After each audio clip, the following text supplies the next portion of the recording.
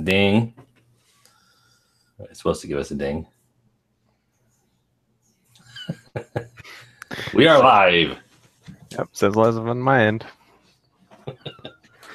Alrighty, so what have you guys been doing since the conference? Not much myself, just working like a dog. Yeah, just same for me, just doing the regular working stiff routine, and then looking for every now and then checking out YouTube to see if any of the videos came up. And I saw Seth Andrews put his presentation up, so that was pretty cool. Yeah, I like that one too. I still have to go through my audio. It's on my computer now, and I just gotta take the background hum out, and I'll be throwing up my interview with him. Oh yeah. I'm sorry. I wrestle him to the ground for dominance of podcasting. I'm sorry I missed it. I really wanted to go, and if I had known that where I work was going to get bought, I would have taken the sick days. I don't get sick days now. Oh, great! That's what you get for being a dedicated worker, right? Slaving away. So, reflecting back, now it's been a couple of weeks or something. Reflecting back, what are your thoughts on the conference now? It's been a little while. For me, it was really a worthwhile experience. I enjoyed it. Some of the arguments, you've heard before, but some of the stuff was very new. I think Ali Razvi, the Muslim atheist, he was very well spoken, I thought. I enjoyed his talk. I enjoyed the Seth Andrews talk. That was kind of the comedy part of it. Dawkins was good. Krauss was good. I enjoyed it all pretty much. Meeting people, and everything was a lot of fun, actually. I'd do it again for sure. Yeah, so it sucks you weren't there, huh? Yeah. I kept seeing him posting photos of meeting all these people that for a long time I've admired, if not everything they do, most of what they do, and then I'm like, yeah, fuck off. I don't get to be there. I almost unfollowed him for the week. Yeah, it's pretty good. I really enjoyed the that lady. Just her perspective on what was going on with the immigrants coming from the other countries and such, right? I hadn't seen it from that perspective before, just with what did she call it? The violence within what was she calling it? Like the religious violence. It's hard for people to say anything about that type of stuff, right? Because I forget her name, but I've seen her pop up as a suggestion on my friends list now a few times. Yeah. She was one of the morning speakers, and to be honest, I slept in through both first speakers each day. Yeah, we were up pretty late those nights. Yeah. That's a Runa Pap. Yes, that's it. Yeah. What was she talking about? Sectarian violence? Sectarian violence. So sectarian violence would probably just be angry secretaries, right? I'm guessing from what he said that she's talking about the difficulty calling out the violence in the first place, right? Yeah, well, especially like the people that come to Canada, right? Because they bring their culture here, right? Yeah. Which isn't a bad thing. It's just that when you have culturally barbaric practices, as she put it, where it's violence, like someone that lives in Toronto, like they have family out in like Calgary or Alberta area, they'll call in the uncle from way out in Toronto to come and deal with one of their kids that stepped wrong or whatever, and then they go back, right? Yeah. So it's just, as they put it, culturally barbaric practices that are just really not nice, right? Yeah. It's just really interesting perspective on all that. It's really educational. I've tried the perspective of with people who are really far left when they talk about this issue, the ones that are on that camp that don't want to see it as an ingrained cultural violence that won't leave. I've tried switching it around on them because they think that restricting and serious vetting of these people before they come here is racist and intolerant. or attacks on religion and stuff like this. But I try and reverse it on the perspective, and I'm like, look, who's being more unreasonable with these people? The people who want them to be vetted because they recognize that being raised in a certain culture is very difficult to change your perspective, or people expect them to come here and instantly be Canadian or instantly be British or American. Yeah. It's just not reasonable. No, and like to some extent, I think we just need to be more aware of what's going on and try and show them why it's wrong, right? Like to a certain extent, we're not going to be able to change them overnight, right? So, well, and with a proper immigration system, you can help them to make the transition easier. Yeah. By bringing less of the extreme, like criminal elements, so they won't be in their boxed-in community, and it allows them to flourish and go outside of their old cultural boundaries a lot easier. But now we're just being reasonable. Well, that's the wrong word. We're being racist. Racist. Yes. Reasonable. It is kind of tough though too. On the other hand, because you don't want to put a necessarily religious test. I mean, you obviously want to. You don't want to have female circumcision or forced marriages either. So you have to kind of balance it out. And yeah, it's a hard thing because, religion and culture, they kind of play off each other, and, they get adopted by one culture and then exacerbated. And so, it's not an easy issue, but you're right. I mean, you have to draw a line somewhere. And yeah, I agree. You got to, that was one of the things that I got out of those speakers, Aruna Pap and Ali Rezvi, is that, if the worst they're going to do is call you racist, then, I mean, that's pretty, you're getting off pretty easy, right? Because in a lot of those countries, I mean, there's a lot of violence and stuff like that. Like if well, you heard her, she was scared that her own brothers were going to kill her when she, kind of came out against her father and against the culture, and, decided this is kind of not the way she wanted to live anymore. And, they called her a whore. And for her, that was a signal that she could be killed at any time. So she was in fear of her life. So, and that's the worst thing we have to worry about is being called racist. And kind of makes me feel kind of, pretty cowardly if I don't say anything, if I don't step up and at least say something about it, bring attention to it at the very least. Yeah, the old saying, remember, sticks and stones will break my bones, but names will never hurt me. Yeah. And, I guess the people have forgotten this one. Now it's sticks and stones. They're not real. Names, they'll make me die. Yeah, it's strange. It's just a real twist on. I don't know. I think you really got to force people to define their terms, because they'll throw out these terms like racist, but they end up meaning just a general thing to throw at somebody, right? Like there's a difference between someone like, down south with the, what are they called? KKK? Yeah, the KKK, and somebody who's just trying to. Yeah. Well, yeah, there's a slight difference, yeah. Yeah, there's just a little bit. I don't know.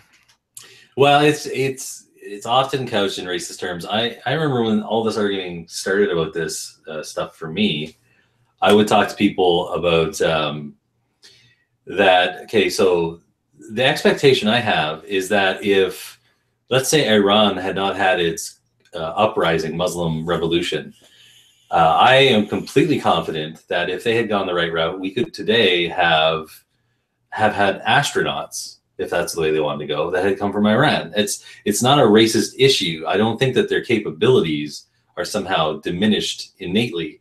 It's that their culture has raised them with really foul ideas, and it's reinforced within their culture. So when you bring over people, you simply have to give them the opportunity to get outside of those perspectives and start seeing how we live over here in a meaningful way. Does that make sense? Well, yeah. I mean, for me, I as you're saying that, I have this phrase running through my head: you can't teach an old dog new tricks. Like, I mean, there's a reason why in Canada there's been a few cases of like honor killings where the second or third generation is getting centered out by the first generation parents who were raised in this culture. It's easier to adjust younger minds to a different cultural paradigm than it is to bring them from their previous culture here and then have them change. I'm not saying it's impossible, and some of them welcome it, but it's the ones that don't that are going to be the problem. This is the difficulty, though, is that what happens is if you don't vet and you bring people without understanding what kinds of elements in this community you're bringing, they form a new community over here that's kind of sheltered from the outside. Yeah, they ghettoize. So the young people grow up, and the difference is the young people that were born here never experienced the hardships that the parents have fled, right? So if people in that community, when those they get to be teenagers, young men, and they start preying on their anger, they're more susceptible to become radicalized than their parents. Sure.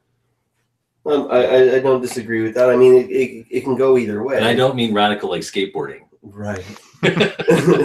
I just keep thinking there's a case, I think it was up in Ottawa. I might be wrong, but it just happened recently where a refugee family moved, and I think the husband has been sentenced to a couple of years in prison for caning his wife for like a half an hour. Oh yeah, with a hockey stick. With a hockey stick. So like at least he was using part of Canadian culture to do his discipline, but it was horrible, and then his defense was that we didn't teach him that this was wrong. At some point, you got to think that like they got to know this is wrong. It's just they got angry or whatever, and they let it get the better of them, kind of thing, right? Right. I mean, if you're gonna hit your wife with a hockey stick, you have to give her goalie pads. That's the minimum. Yeah. And a stick to fight back on. Right. Well, what I said is, look, if he wants to really be Canadian, he's got to pull her shirt over her head. Right. It's not hit. You can't hit with the hockey stick. You're going to get penalties. As they you got can see. They got the full hijab on. This is very dark humor. Be like, it's gonna be going at for a while.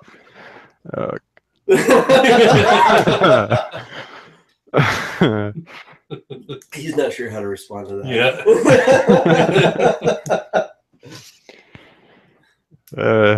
Yeah, it kind of reminds me of EMS workers. They have very dark humor. EMS workers do? Yeah. What do you mean by EMS? Is that emergency? Emergency services, emergency services. Yeah. Well, it's probably because humor is the way you cope with things that are really kind of hard to deal with. Yep. It's really funny is when you get to explain that to people over and over again. Humor explained is the funniest of all. Right? So what else did you guys like about this conference? Since I wasn't there, somebody give me the Cole's notes of kind of what went down. Actually, I was going to ask you guys, because I actually needed to go for an afternoon siesta, so I missed the Greta Vosper talk. So I wanted to get your guys' take on her, because I've heard that some people kind of don't really agree with what she does, because she's an atheist, but she's still kind of leading a church community or something like that. She's a minister in the United Church somewhere in Ontario. Forget which one, but she became a minister and then came out as an atheist, but she doesn't want to leave her position. And even though I understand what she's getting at about kind of helping people transition to a cultural Christian or whatever, her arguments don't make any sense. Like, all you have to do is flip it and go, let's say that David Silverman suddenly became a born-again Christian and didn't want to leave being president of American Atheists. People would be like, I don't really understand. All the good intentions in the world, Dave. Well, on the other hand, though, I mean, you could still be a good manager of something without necessarily believing in it. Because, I mean, I'm sure churches hire accountants and consultants all the time that don't necessarily share their religious beliefs. But I know what you're saying. She's kind of like heading that flock spiritually too, right? It's kind of the position that she's in.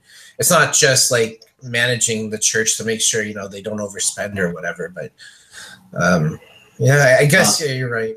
I should say I did not get the sense that she was intentionally being problematic. I think this is her real perspective, that she really thinks that they're just being hard on her instead of accepting the fact that Christianity within the church has become something different. That's her perspective. I just don't think it makes any sense. Yeah.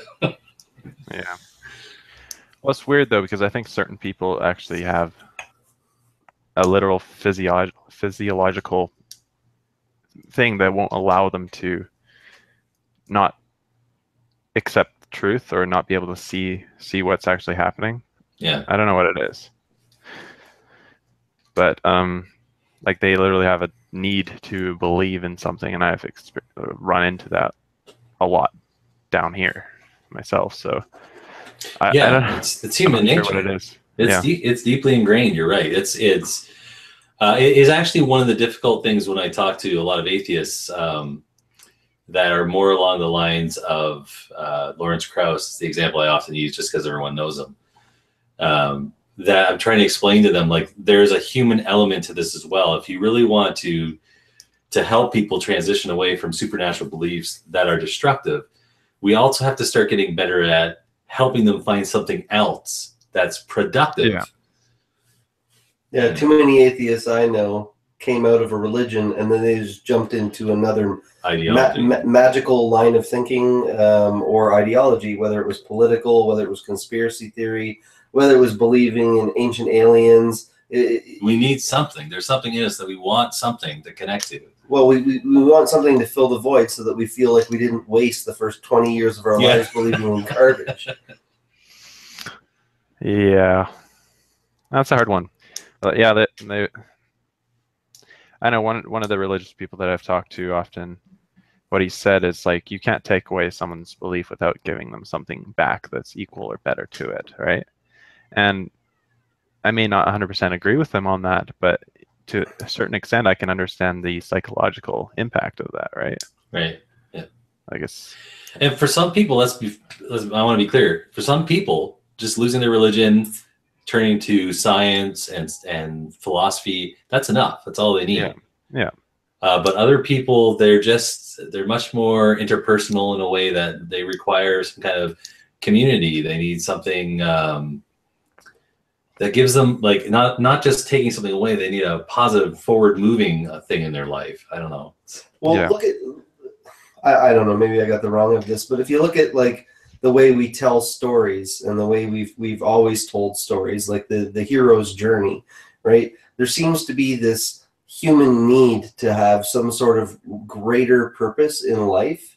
Yeah. And whether that's rising above some evil that is trying to quash out your existence or the existence of those that you love and you rise above it, or whether it's biblical or other religious stories, people, it seems like they want life to be more than just, we're here, we live, we do the best we can, and then we die. They want there to be some greater purpose. And so that's why I think we try to substitute in other belief systems when we come out of one. Yeah. Because we don't want it to be just a simple, this is the equation, that's all there is. Yeah. We want more. Whether there is more is, no, it doesn't matter. But we want more. Yeah, and it's often taken, I think, by some of my fellow non-believers as I'm attacking atheism. That's not my intention. I am.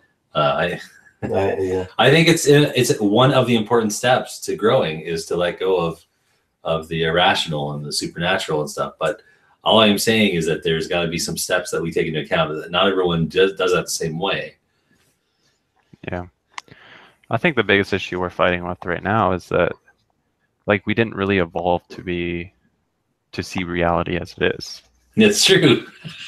So, which is weird, but so we're literally trying to make a step that is like a step in a different direction from what would be like the evolutionary type step, right? I'm not sure how to explain it. It's well, Dave, we got some sound from you there. I don't know what it was, but we got something. I thought he was trying to do some dubstep. Yeah. Yeah. Not seeing reality for what it is. I mean, in some ways, obviously, like everyday stuff. But yeah, I understand what you mean. Yeah. It's okay. So when you talk about billions of human beings, like even in a nation of Canada, like Canada, 35 million or something we have? Something like that. So when you move past the idea that on some level religion used to bind communities, and there's a general sense, like in our national anthem and stuff, there was God included in all of it.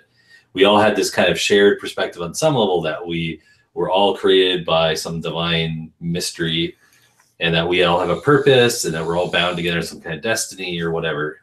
And then you take that all away from 30 some odd million people. So now they have to get good at functioning together on values that many of them maybe have never explored. Yeah. You should be able to hear me now. Oh, right? yeah. Yes, Dave, we can hear you. Yeah, we can hear you. Yeah, for a nation though too, there's other things, you know, that can bind them together, like defense. Like I think it almost was better for like Canadian unity when there was the evil Russian or Soviet Empire, I guess, not the Russian but the Soviets, right? Because you know, I mean, one of the things in my childhood that I remember, like really, you know, having nightmares about, you know, a nuclear holocaust, because it was something in the 80s I, you know, could happen, you know, the next day, or you probably wouldn't even know about it. You probably would have just been, you know, vaporized, and you wouldn't even know that it happened. But it was still something that, you know, scared me when I was, you know, 8 years old. And so I think even having that, almost kind of having that thing to fight against, to band you together, can help. And, you know, within a nation, trying to build the economy up, and, you know, trying to get people jobs and stuff like that, that gives people a sense of like unity anyways. That's something. It's not supernatural. Did you guys now Jonathan might be too young for this, but did you guys go and see Terminator 2 when it came out in theaters? Oh yeah. I remember that one. The one that just came out? The Terminators in theaters. The one just come out, or I haven't seen it if it just came out. No, Terminator just came back in the 90s. Oh, right. No, that was way. Is that the one that had the great special effects shots of all the nuclear bombs wiping everybody out? Yeah. And I remember it was very disturbing, and I think that maybe the generation that's come up after has a little bit less understanding of why that had such a big impact, like that, a scene like that for us. Because it could still happen today. I mean, go ahead.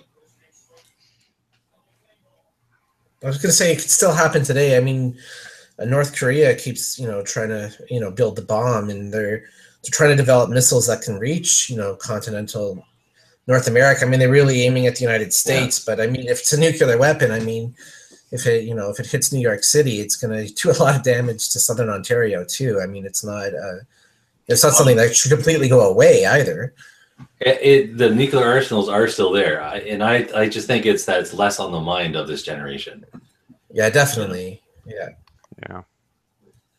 Which is kind of ironic. Iran is another place that is trying to develop them. They, I don't know the details, but I do know that they test unarmed intercontinental missiles.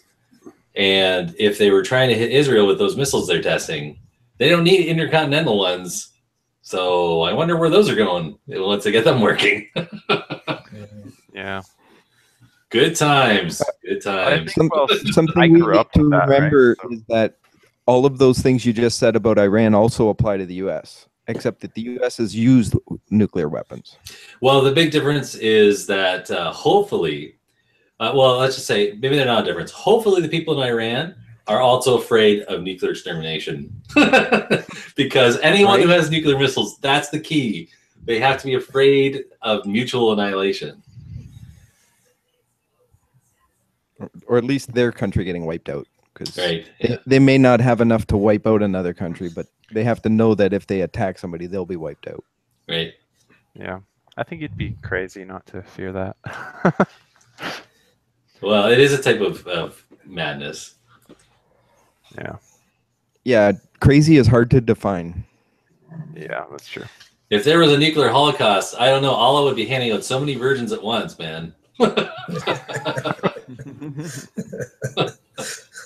only for, don't you have to be a martyr though? Don't you have to die in combat or something? Or I don't know. I don't know how it works. I don't know if Muhammad came up with strict rules about nuclear holocausts. Or is it just the guy that pushes the button? Right. That was in the same hadith as. Isn't that right in the same hadith about email? Yeah, that's right. No chain emails, saith Allah. Right. So, and Corey, Muhammad unfriended. Corey, I'm sorry, I missed the introductions. Who's your friend with you? Oh, sorry. This is Smashlock. He wanted to meet you guys. Hey, how's it Hi. going? I'm Dave. Dave is my friend that I went with. I'm Chris. I go by Smashlock. Yeah, you were the guy who was supposed to go and carry his equipment for him and stuff. Right. Thank you for not going to the conference. You're welcome. I wish I could have gone though, but just couldn't get the time off work. Yeah, and maybe you would have had a different. When I got near Richard Dawkins, I swear he looked at me like he was afraid of me. Okay, so how tall is Richard Dawkins in real life?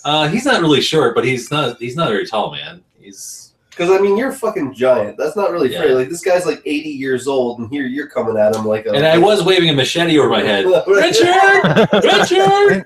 And did you see that shot? The guns he had with him. How did you carry those? How did you carry those into the conference, man? Well, Richard smuggled them in for me. That was a great image.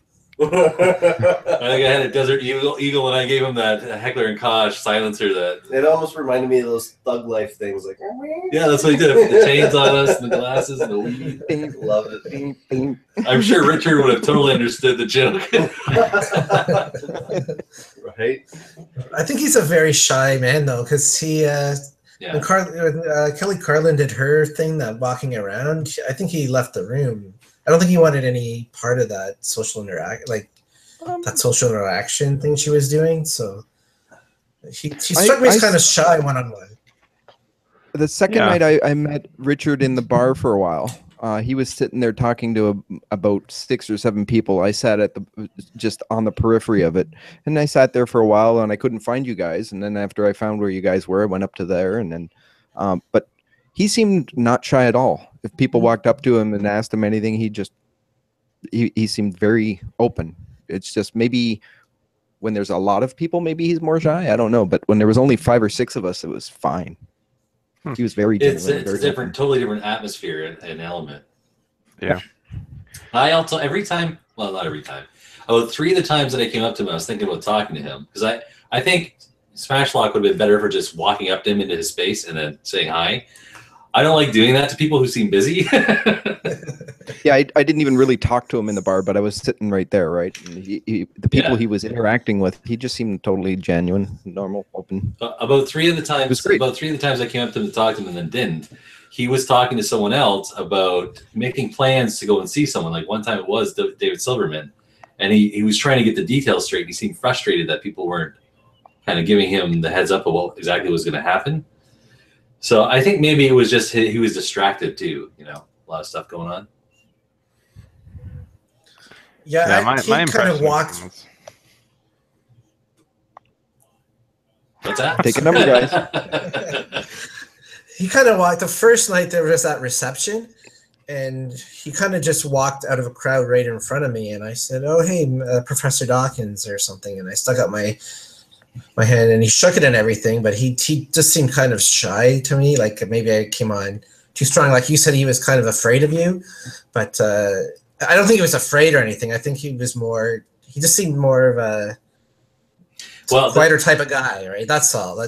I don't think like the big party thing, like maybe talking to 5 or 6 people, or once you get him behind the podium, obviously he's fine. He's used to lecturing, right, at a university. But I don't know if he kind of was in his element there with a big social gathering, a big party, a lot of noise. To be fair, I wouldn't know until I did it if I would be in my element, like going from place to place, and then spending like 2-3 days, having people constantly coming up to me going, hello, Mr. Dragonbeard, could you sign this book? Hey, can I tell you a personal story? Can I take a selfie?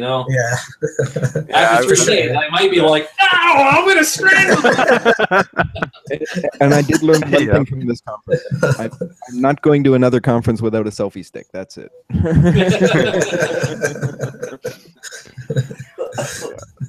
Yeah, I'd be doing the strangling thing too. I would lose my mind. You don't own me. Yeah. The problem is being a public person. If he did that, that would be front page news. Yes, free publicity. Now Lawrence Krauss, on the other hand, he's like totally different story. Like you can walk Yeah, up to him. I think he does that every week. I like Lawrence, and I think he honestly meant that he meant to come over and actually do an interview with me, but he's very busy and he got distracted. But he actually looked right at me and he goes, "Yeah, actually, you know what? I'm going to come over and do that." And then he didn't. But he's very much one of those nerdy type of guys, but he is very friendly. And I remember this is years back when Atheism Plus was going on. There was somebody that was trying to spread a rumor that he harassed women. He was nasty towards women and misogynist. I heard that. Yeah. Oh. Yeah, and I can totally see why people would take a crack at him like that, because he is a ladies' man. He likes the ladies. Yeah. But I've never seen him be disrespectful. He was always very nice. You know what you should do? You should get a picture of Lawrence Krauss and you should put it up. And then when you get all of your recordings from the conference done, do an hour-long interview with Lawrence Krauss's picture and then title it "An Interview from Nothing" and tag him in it. He responded to me on Twitter. I disagreed with him on something. He responded to me. So. Oh, really? Yeah. I just sent him that picture of him and the three amigos. It was him, Dawkins, and somebody else's head on three amigos. Yeah. Wherever there's injustice, we'll be there. And he actually shared it. He loved it, yeah. I think I've had Lawrence Krauss respond to me one time. I can't remember who else. Well, David Fitzgerald, Seth Andrews.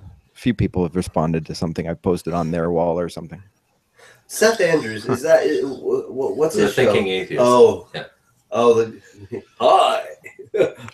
He's a nice guy guy with the voice. Yeah, he's got the, and he sounds like that when you talk to him in the hallway. He's just like, "Hey, I was like, hey, can I use your icon for your show?" And he's like, "Yeah, well, of course. What would be?" I'm thinking he does the radio voice all the time now.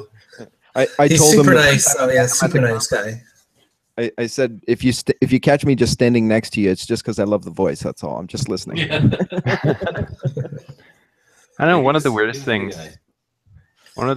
that I picked up from actually going to the conference, which is probably kind of funny, but is that these are real people in a sense, right? Like, yeah. I spent like 2 years doing research online and watching videos and reading books and stuff, but it never really registers until you actually are next to the person that these people are real people, if you know what I mean. It's really weird how that works. Lawrence Krauss also wears very bright colored shoes.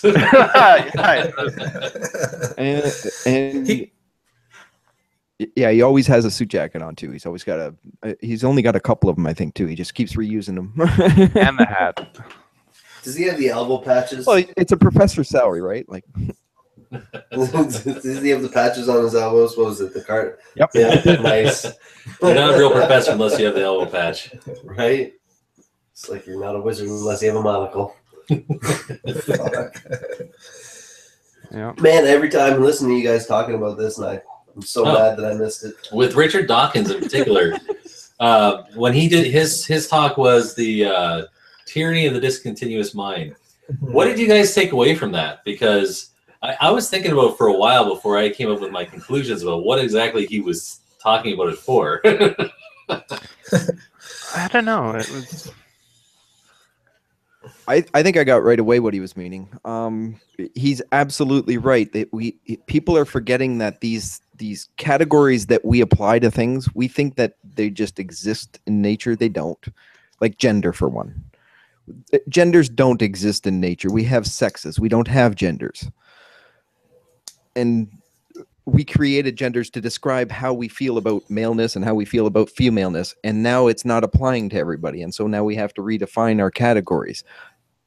That's all that's happening here. Nobody's defining another sex into existence. There's always been male, female, and intersex. That's what's still going on.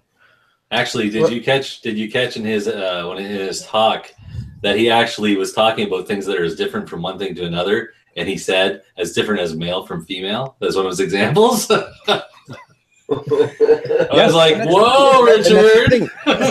when you're talking about sex, there is a difference. Absolutely. Almost anybody you talk to realizes that in absolute physical sex, there is a dimorphism in humans, that we're not the same thing. If you look at a female of the species and a male of the species, you can see differences, no matter how you raise them. So it's a ridiculous thing to say there's no difference. But it's also ridiculous to say, well, they have to fit into these 2 little boxes or these 3 little boxes. No, we don't. That's like a spectrum, right? Like there's Like a spectrum autism? of differences. Yeah, I'm on the spectrum, man. Right on.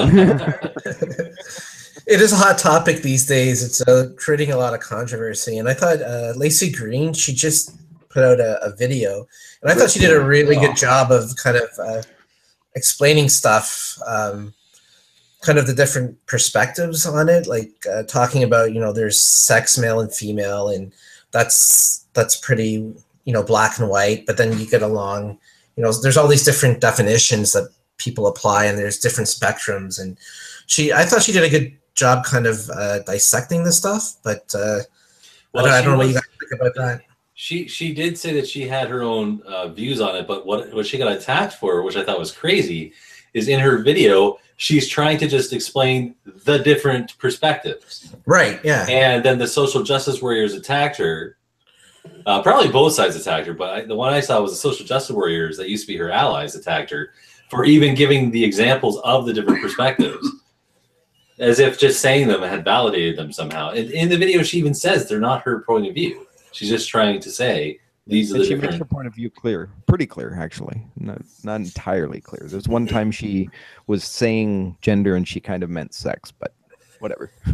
But they, to be honest though, both sides of the argument confuse the differences between sex and gender, and I think that this argument is confused by the fact that the usage of that term are different depending on the language you're speaking in either.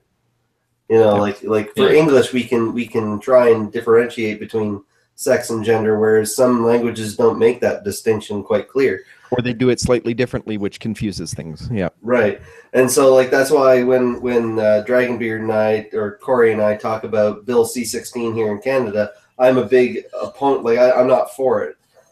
Mainly because it seems to be centering out especially English-speaking individuals, because French doesn't work that way. Yeah, actually, we thought that wasn't with you. Just yesterday, me and some people, we were laughing about this, that the entire French language, in many languages, they have the male, female, and neuter applied to almost everything in their language. Yeah. So now they have male cars. Yeah, if you say, "Oh, look, there's a car," and someone's gonna be like, "What if that car doesn't identify?" So we could be up for some interesting times with language. I try to use myself for an example because I'm not a stereotypical guy in the sense I love art. I like painting and drawing and doing those pursuits. I even do pottery when I have the time to do it. I like cooking, and I took care of my kids for 10 years. I was a stay-at-home dad. These are traditionally, if you look at just the tradition of Western society, very female roles. And yet I don't think I'm any less male in my identity. You know what I mean? Yes, you are. So I don't know. I have a hard time when somebody tells me that they're a gender plasma. I'm the fourth state of gender. Come on, just because you presented one way doesn't mean that you're still not male or female. I don't know. That's my opinion. And that's true. When you have a category, you get to apply it to other people whether they agree with it or not. I call Neil deGrasse Tyson an atheist. He doesn't call himself an atheist, but I put him in that category because he has no gods he believes in. So whether or not he accepts that label, whether or not he would use that label, whether or not he even thinks of that as a valid identity or whatever, in my categories, that's where he fits. So right. We can do the same thing with gender. You can think there's only two genders, but for other people, when they say, "Hey, I'm a fifth gender," or "I'm a seventh gender," or whatever, okay, is that a black belt? I don't know. Tell me. I don't care. I don't care what it is. Just tell me how to address you. What do I call you? Because if somebody walks up to me and Decode says, this. "My name is," I'm just like, okay, I might get that wrong a few times, but say that again. You know? See, I guess where I take issue with it is when they have the enforcement of law behind it. I don't see that. Where are you saying they're getting a law from it? Bill C-16, the way that it's written, if you're, as I understand it, and the way that I've seen it presented, that if you misgender somebody and it becomes repetitive or abusive, especially in a sense like in your occupation, or if like a government service is doing it to you or whatnot, that you can be brought before the Human Rights Tribunal and fined, and that rejecting that can possibly land you in some hot water. So what you just said, even if I just accept that that's what it says, I don't have a problem with that. If I'm working for a company and all of a sudden the company decides to ruin my life by just calling me Tina every time I walk in the door, that's rude and abusive, and you shouldn't have to put up with that. It's wrong. But sure, pronouns are a little different. Pronouns are generic by their nature. That's why they're in the language. No, but that's why the repeated's important. It's fine to make mistakes, but it's repeated that's important in that.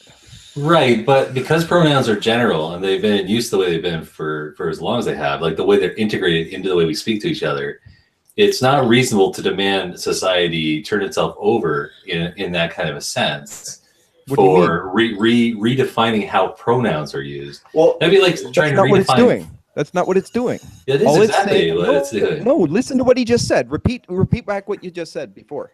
In the way that it's written, it says that if you're repetitious in it, so like if you continue to misgender somebody intentionally in a setting or something like that, then it could become discriminatory or abusive. Where I take issue with it is like I walk into a room with coworkers and there are females and males and perhaps some in between, and I come in and I go, "Hey guys, how's it going?" Like I call everyone, hey guys. So I'm not saying that I'm being abusive, but I'm saying that there are the individuals who will misuse this legislation. And as I understand it, that couldn't apply under there because you're not directly addressing a single individual. You have to actually you have to single out somebody in order for that to be a discriminatory practice. You can't just say, "Hey guys." Okay, so let me make this more clear.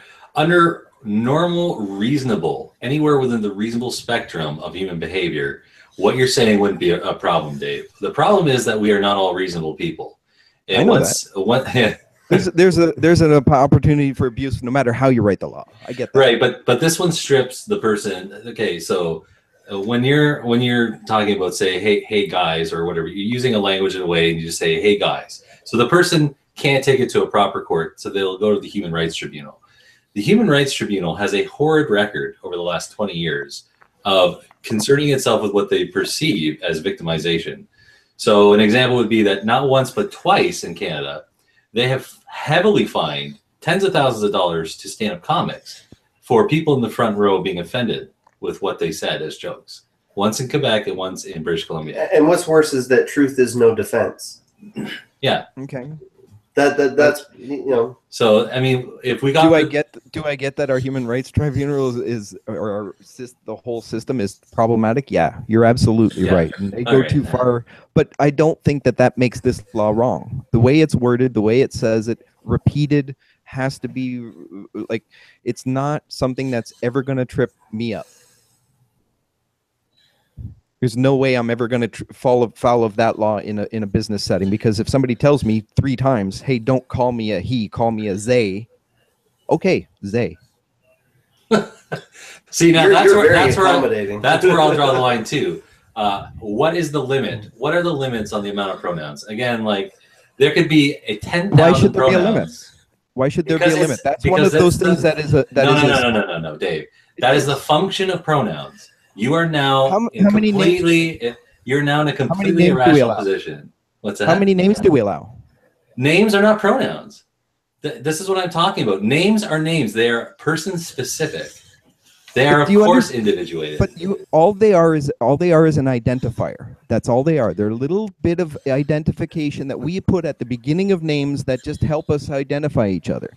Why can't we add more? Why can't we take some away when But it's we're not applying to all some adding people? more because, Dave, we're being forced I get by that people to speak not a everybody certain way. wants to. I get that not everybody wants to. And it's fine for you to say I will never use those other pronouns. But when you're addressing those people, you're going to have to adjust your speech and either call them always you or they or something like that, because they do not have to accept your labels. They don't have to fall into those two boxes. So then we go to, what if they think they're a dog or a cat or a magic dragon or a fairy, and they want to be addressed that way? Like, where do we draw the line? And if you want somebody to respect you, if they say, "Hey, I'm an Eiffel Tower," you say, "Yes, Mr. Tower." What's wrong with that? Let's go back You're to your dealing with a earlier- human being. There must be something wrong with them that they're that Because I must have divorce the from option. reality. The only thing So I'm saying, do you want to make them feel better or worse? the only thing I am saying is that I should have the option within reason to not engage in their self-identity life drama. You adjust your words so you always use they and our and you and stuff like that. You will never fall afoul of these laws if you do that. And so, what did the rest of you think about Doc and Sock? Well, just my perspective on the Bill C-16. I'm by no means a legal expert, so I kind of agree. I don't like the idea of criminal charges for people that don't follow these pronouns. On the other hand, in the workplace, I kind of agree with what Dave is saying. Like, I just like, some people may come in and they may truly have gender dysphoria, or maybe they don't really fit into either male or female, right? So I want them to be respected. I want to work with them. I maybe even go out, have a beer with them after work or whatever. So I would want to engage with them in a way that makes them feel comfortable. And for me, it wouldn't be a huge imposition, to refer to them as Z or they, if that's what they truly felt like they wanted to be called by. Like, I would probably screw up quite a few times unintentionally. I would try to call them, they or them. Inevitably, I'm sure I would screw up and call them, he or she, whatever I kind of related to them as. But I would make I would make an effort to try to accommodate them, especially within a business environment, because I would want that relationship to go well. Just like, I think, like Dave pointed out, like, I wouldn't necessarily appreciate it, them calling me she all the time to, just to prove some type of point, right? So I can kind of see both sides of it. If there's the political thing, is this really the right way to go? Because I think there's like 60 or something gender terms, and on the surface that seems like a lot. And the people I've seen worry most about this are the professors. So I can understand, they come in, they've got a lecture hall of 200 to 500 students, and they have to use specific pronouns for everyone. It seems a bit unreasonable in that situation to expect them to remember everybody's name and pronoun. So, like, I don't know, but imagine the human resources nightmare it is when you're trying to tender a letter to one of your employees or an email, and usually they have like pre-formatted email templates that they'll use. So whenever I get an email from my employer, it says Mr. and then my name, or blah blah blah blah, and then it has all of these different categories, the information. So now they have to keep a database of each individual's specific gender identity to make sure that when they send you out your release letter or some sort of memo, that they're not screwing it up. And then if they do, now they're on the hook, especially if it happens more than once. Just drop the gender identifier. Everything works without it. Mm-hmm. You see, though, how this goes well beyond just politeness or not getting people upset. This is now the tag wags the dog. This extreme minority in the population. Now everyone must stop and cater. Why is it extreme? What are they saying that's extreme? No, I don't mean they're extremists. I mean that they're extreme in the sense that they're a minority, an extreme minority, like the size. I don't care if it's the people or 50,000 people. I want everybody in Canada to be happy. I don't. I don't give a shit if people are happy. that is an insane goal. You want everyone in Canada to be happy. There are going to be people who are miserable, and they deserve it because their attitudes are shite. If someone comes into my workplace and they expect everyone to stop what they're doing and act completely different because they're a fucking asshole. I don't give a shit. There are many ways that can happen. This is just one scenario of many. I understand. Sorry, go ahead. That fallacy of consequence, like it's an impossible goal. So what? That matters. It Well, matter. Whether it matters or not. I think if your aim is to get better, whether or not you can achieve perfection is irrelevant. Your goal is to get better. There's nothing wrong with self-improvement or self-awareness that leads towards self-improvement. I think the problem is that there are so many different perspectives on so many different things that make people happy. It's so subjective, right? That, the impossibility comes there's no problem in trying to make people happy, but there are so many different directions that you're going to need to travel to try and get there, that one thing that'll make this person happy will inevitably make this group of people unhappy. So it's impossible in that sense. It's impossible for everybody to have equal perfect happiness, absolutely. But I don't think that means it's an unworthy goal to make people happier. Sure. Yeah, tend towards. But that's different than what you said. Well, I shortened the entire thing as that I'd like to make everybody happy. But yeah, I'd like as best as we can to make everybody happier than we are now. I think whether or not someone's happy is really up to them in the long run. Largely, I agree. And to be honest, I don't see how it's really, really important. Like, the government can't make everybody happy. It's a logistical nightmare. It depends on how we define happy too, right? I don't mean everybody should have 31 flavors of ice cream in their freezer. But except for Bill Nye. Example, just using one example, like our political system, as far as who's going to run the country, we can't have enough parties. There's no way we could have enough parties and be able to vote for someone or one person to make everybody happy that this person's going to be running the country. There's always going to be that 20 or 30% or more that aren't going to be unhappy, and or 52% like last election in the state. Yeah, well, that honestly comes down to the people that aren't voting. Like, that's part of it. I don't vote. Besides, well, then we don't have to take your political stance important at all. No, that's true. You don't have to, but I'm still going to give it. Besides, I don't know many countries that made so many people who aren't actual citizens in their country happy to be able to vote for a president. That's pretty generous. Yeah. I don't know. It's just. I don't know. I'm before we move on, I want to go back to something Dave said earlier, where he was saying, Neil deGrasse Tyson doesn't define himself as an atheist, but that's what I define him as because he doesn't believe in X, Y, or Z.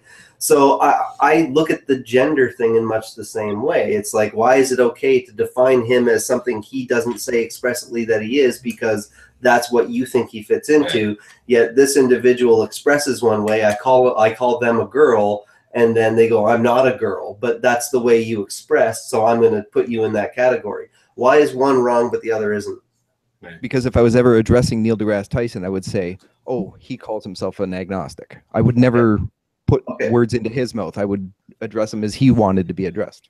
Okay, so you're okay with making your own decision on how to categorize somebody as long as you're not in direct interaction with them. Yeah. Okay. Okay, I just wanted to clarify. That's cool. And I realize that there's a lot of people who think that they're not exactly a male. They're this close to a male, but they're not. I would probably call them a male, and that would probably upset them. But that's my categories. Deal with it. I'll still call you gay or whatever in public or whatever. But yeah, in my category, you're a male. Well, I should say that these two are connected one way. If you were calling someone like Neil deGrasse Tyson in a conversation an atheist to piss him off or to undermine him, that would be different than just seeing it in a positive light and considering it that in your own head. It's the same way if somebody came into my workplace and they consider themselves Z or whatever, I wouldn't go out of my way to harass them about it or to make their life difficult.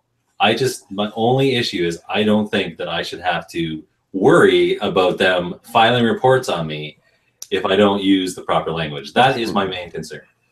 Yeah, that is. Well, the other thing is, like, in the realm of general conversation, that's generally speaking never going to come up anyway. Yeah, I thought about that too. Yeah. Only because I'll never talk to Neil deGrasse Tyson. Although there's a lot of people who would say, "Oh, we don't have to worry about feminism in the atheist community. It'll never cause any problem. We share all the same values." Look how that turned out. And it never did. Right? And now Thunderfoot's leaving the skeptic community to start Skepticism Plus. Oh no! On a plus note, I have to give Lacey Green credit that even though I still disagree with a lot of what she says, is not many people with a 1.5 million followers on YouTube that would be willing to openly go and have conversations with opponents. Yeah, and not only have conversations, but willing to say I was wrong about some things. Yeah. She has said that about a few things, so that takes guts, especially for somebody that public. And she knew she was going to get crap for it. She knew it. Yeah. And apparently, Sargon gave her a hug and she was crying in his arms. Is that what happened? I heard something happened. I don't know what. Yeah, she had released a little video on Twitter or something talking about it. That he had said to her that that she had said, you hurt me a lot with the videos that you made, essentially. And he gave her a big hug, and he's like, I'm sorry I hurt you. That wasn't what I was trying to do, and I'm sorry about that. So if we ever become popular, which we won't, but if we ever, you'll have to send her a big apology for that. For that animation. I know, she totally ruined my animation. Hold on a second. If you ever become popular, you don't flip out about me saying that I'd like everybody to be happy, but that's just assumed that you. Some delusions are important to have. Oh, okay. It's my faith. Oh. All right, you'll be great. I'm just an asshole on the internet with a microphone. I don't, people don't have to take me seriously. Yeah, especially my political opinions. And as pretty as all this looks, this is a $4 USB microphone. So yeah, nice. It works great, man. Yeah, that's a great microphone. Holy shit. So, what other speakers? You guys think of any other speakers you want to tell Smashlock about? Well, there was the one that in the hallway we were talking to, George Carlin's daughter, Kelly Carlin. Yeah. My favorite speaker. I didn't get to hear any of her speech. I was fiddling around with stuff and doing stuff in the hallway. You missed an event. If you ever get a chance to go see her speak, do it. Well, just how you guys talked about her, I recommended her to Lee Moore. He's looking for more women to be at his conference in New York City as speakers. Absolutely. So what was so good about her? Well, she had us walk around the room, Kelly Carlin, and that's why Dawkins actually left. She kind of gave a trigger warning, I guess, that this would be like kind of an interaction type thing. And, we had to walk around and then stop, find like someone close by, and it's kind of awkward. You had to kind of look into their eyes, and I forgot what she was saying. Like, imagine, this person's, parents and, their ancestors and stuff like that, and realize that they're like human like you. They, they come from a family. Oh, this is like watching somebody do a bad karaoke. Sorry, yeah, it was pretty weird. It was such a meaningful talk for me and everything else like that, and it's hard to hear it described. So, I don't mean to be. I'm sure you were trying to do your best, but if I would say it, I would say that she put half her talk was a talk about her growing up and her truth and everything else, and then it was half audience participation. And she got us to do mindful technique where you walk around and you meet different people, and they would break up and then do another person. And I think we did 4 or 5, something like that. And one of mine was super, like I was bawling my eyes out afterwards. And It was amazing. It was an amazing connection I felt with the whole group, because it was enough.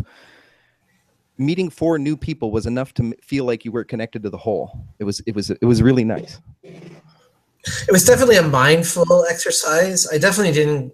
Maybe it's just my lack of depth. I definitely didn't get like a deep emotional connection or anything to it. That's why I was describing it so, I guess, without emotion. And that's the thing. Not everybody gets it. And I could probably go see that same talk 5 years ago and I wouldn't have got the same connection, but I did this time. But it was definitely a mindful thing. What I got out of it was kind of, be aware that, the people around you, whether you like them or dislike them, or, either your friend or your political opponents or whatever, they're human too, right? They're part of the human family. That's kind of what I got out of it. What about you, Jonathan? What'd you get out of it? It was really weird. Yes, it was. Yeah, I don't know. To be honest, it kind of reminded me of some of my experiences in the church back in the day, because, well, especially mine, it was very, very much like that. It's kind of weird, but like the personal interaction between two people, it's weird because you don't, like I was saying earlier about meeting these people at this conference, you actually realize that they're people and not just data that you pick up from a computer. It's a very weird, different dynamic, different it's a different perspective, right? What I'm getting from this is that you had to be there. Yeah. Yeah, pretty much. No, that's not entirely true. I've seen some of her YouTube videos since, and she can walk you through it on YouTube as well. There's some that are very, very touching, very, very moving. Yeah. All right. So what was her name again? Carlin? Kelly Carlin. Kelly Carlin. I'll look it up. George's daughter. All right. Yeah, I came out of doing some kind of interview, and I saw Dave. You were there for that, right? Mm-hmm. And Greg was there. Greg, yeah, you and Greg were out there, and so Greg I came over. I didn't know I didn't even know who she was. I didn't know it was George Carlin's daughter. I just sat down and started chatting with them. He was having a real intense conversation with her. Yeah. I was like, "Hey, what's going on? I eat French fries." It's a good thing you didn't say something awful about Carlin if it came up, remember? Hey! And we're sitting there talking about George Carlin, all of a sudden you're like, I hated that jerk. I'm glad he's dead. And he agreed he's dead and he couldn't come and speak here today? She stabs me with a pen. Be mindful, bastard! What did you guys think of the Jerry Coyne talk? My thoughts on him were, I liked him. It was good for what it was. It's not that I disagree with him. With this term science broadly construed, I thought he construed it so broadly that, if you're going to take science to mean, critical thinking and, logic, and you're going to encompass everything, well then, sure, I agree with you. But then I kind of felt it kind of waters down what science is. So what did you guys think of that? Well, I think at that point you just call it skepticism, right? Skepticism is trying to think scientifically as much as possible in the other areas of life. You're just trying to bring that questioning of evidence to support claims, which is what science does all the time. But you're not using beakers, you're not in the lab, you don't have a review process. It's the wider. That's the way I always saw it, and it's the way Michael Shermer has always defined it. People like him and James Randi is just as a wider application of scientific thinking. I wasn't there for this, obviously, but skepticism and logic exist on a spectrum, you bigot. I agree with that. I think that is skepticism, and I think he was literally just saying we should call science what skepticism is, and I didn't. Why? But he was a cool guy. Yeah, but as far as his talk, I've seen several of his talks online, and it was literally just 3D YouTube talk. It was Jerry Coyne. It was absolutely great. Yeah. I think the big thing with science is that, I was listening to a talk on YouTube by Lawrence Krauss, and he was talking about basically science and mathematics and stuff. And like you can make, in theory, you can set up tests or like theoretical universes in mathematics, but you have to take that science, that equation that you developed, and then go and test it in the real world to be able to see if that is actually true. And that's how we develop our methods of knowing how things work. And like one of my concerns with just pure skepticism without any testing is that we're going to develop these theories that may not have the supporting evidence behind them. So they may lead us in a kind of weird direction, you know? Well, that's why skepticism should always be attached to science. Like that's where that is your hallmark of where you go for your best evidence. Yeah. Yeah, because we can't rely on common sense because it's so damn uncommon. You know, the way that term, just a point of completely irrelevant interest, the way that term is used has changed. Originally, it meant an insult, that the sense was common and so it was worthless. Now people say common sense is and you should know something because it's commonly valued. Yeah, like it has value. Like we use it like common knowledge, where it's really meant like even a caveman can do that. Yeah. Well, it's weird because I've been reading Lawrence Krauss's book. What was that one? The Greatest Story Ever Told. Yeah. And it's weird because so like common sense can't really be applied to the world as we know it when it gets down to a certain level, like quantum physics or something like that. So like it's just kind of it's a different understanding of how physics works, because we can't logically understand like the Young double slit experiment with electrons and stuff, or photons, right? Like stuff like that, there's no real logical explanation for it, which is why you can't necessarily use it's witchcraft all the time. Witchcraft. Well, logic doesn't always explain things, right? Well, yeah. Well, or at least you have to learn more things about how to have the premise for your logic to work. Like you just don't. It's not geared to work that way. Yeah. Well, it's kind of like mathematics, unless you have the exact parameters of your equation, then your equation's going to be off, right? I often wish I had more of an inclination towards this actual scientific process, like the details of how it all works. I have to struggle to get that stuff to kind of take hold up here. And so when someone like Lawrence Krauss is talking, he has those slides going. Dude, I get sleepy. Man, that was my favorite talk. The whole thing was Lawrence Krauss's talk. It was great.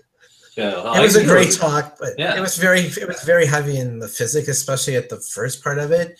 And some of that was hard for me to follow. And when you don't understand something, or like if you had some graphs of some photons and stuff, and I'm trying to absorb it, then I'm kind of concentrating on that and missing what he was saying. But near the end, he kind of got more layman's term, I guess, the second half of his talk. But yeah, it was very heavy in the physics. So if you understood it, that was great. For me, I'd have to watch it again a few times probably to get the full appreciation for it. But yeah, I can see why, especially at the end of the day when people were tired, that could be a hard one to stay awake for.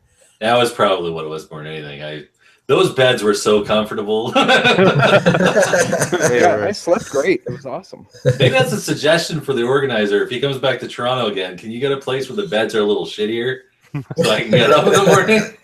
What were they? I only slept like 3 hours. I was just saying they were probably Weston Elites, the mattress type that they use in most hotel chains. The ones that Starwood's always going on and on. Yeah. I can see why, man. Oh, well. They were nice. We found the man dead. He didn't leave his bed for 3 weeks. It's a good thing he didn't have an unlimited thing on his credit card, because we would never found it. How was the breakfast? I wasn't there for either one. So how was the breakfast? Really? The breakfast was awesome. Was great. Yeah, I loved it. Breakfast was great. They had really good food there. Yeah, they did. All the meals were really good. I enjoyed all the meals. So that chef was pretty good. whoever he was or she was. It was a little unexpected though when Krause and Dawkins got into a food fight. I missed that. I missed that. It actually happened. When did that happen? Obviously, it did not. That was right after the duel in the parking lot. That's right. Yeah, that was right after, the duel. Matt Dillahunty and Seth Andrews went out and they walked 10 paces. And Smash here now he's going, what? Yeah, you want to know what? Being the co-host has some of our podcast has had some interesting interactions because oftentimes I don't have the time to research our guests before they come on. So then I'll get like a text message saying, we have an interview in 45 minutes. Can you make it? And I'll show up, and I have no fucking clue who we're talking to or what we're talking about. And I think he does it for the comedy because honestly, I come out of these things sounding like a fucking rambling moron. You know what? You should write a book about that, David Fitzgerald. But it's been funny. There's been every once in a while where I ask a question where somebody goes, "Oh, that's a good question," and then he goes, "Oh, that was a good question," and I go, "Really? Oh, good. I did something good." Tell me what I did so I can do it again. Sometimes a fresh perspective helps. Right. I try, one of the things, ever since I heard Peter Boghossian on a couple of his shows, this is a couple years back. Yeah, a couple of shows he went on to, he would ask a couple of questions and then he'd be quiet and he'd go, "Did you read the book?" And they'd be like, "I didn't have the time." And he's like, "I don't want to hear that. You brought me on your show." Yeah, I try to read their material, yeah. I was only on like a panel show for a little while, but I learned very early on when you have a book person on, an author, very first thing you do, you introduce them with the name of their title of their book, hold up their book if you can. Halfway through the interview, you interrupt them to say, "Oh, and by the way, in your book, you said blah, blah, blah, you said this." And then at the end you say, "And do you have anything you want to plug?" Yeah. Well, the plug at the end, we definitely have gotten that down. And I try to get the thing at the beginning as well. The reason that it's important, though, to know the book is that you can please a guest so much when you ask them a question, like you just said, out of their book. You can hear in their, like ours is audio, we're just starting getting the video, but you can hear their voice just go, "I'm so happy! Someone read my book!" David Fitzgerald loved that about me because he'd bring up something about his book and I'd like bring up the very next point in his book and I'd be like, "Oh yeah, there's that and this," and he'd be like, "You've read the book, haven't you?" Yeah, see the surprise. That's because they go on a lot of different programs that don't. People just have only so much time. So a lot of times, especially successful people in the who would be someone who has a lot of success right now? Rubin Report. He's the type of guy, he just doesn't have the time to read through everyone's book unless he's like a speed demon. Yeah. I know somebody who can read like 5 books in a day. It's crazy. Wow. And then you got someone who's good at interviews like Joe Rogan, who I don't think reads, but he still manages to pull it off. But he can punch people really hard. I know. I just wish I had a photographic memory and could remember everything. The only problem with Joe Rogan is every once in a while he says something and I just go, "Oh, really?" But he's one of those guys that's open to hearing counter arguments, which is why I think people like him. Yep. Yeah, that what show was that? Suits. If you guys ever want to watch a show where the main thrust is the one guy's got a photographic memory, Suits. And man, that would be nice. He's memorized all legal texts. So that's why they hire him, even though he's not allowed to be a lawyer, is they break the law and hire him in secret because he's able to tell them anything in the law. And he glances across like a huge agreement that they're gonna go to court over, and he can memorize all the details just at a glance. Huh. Yep.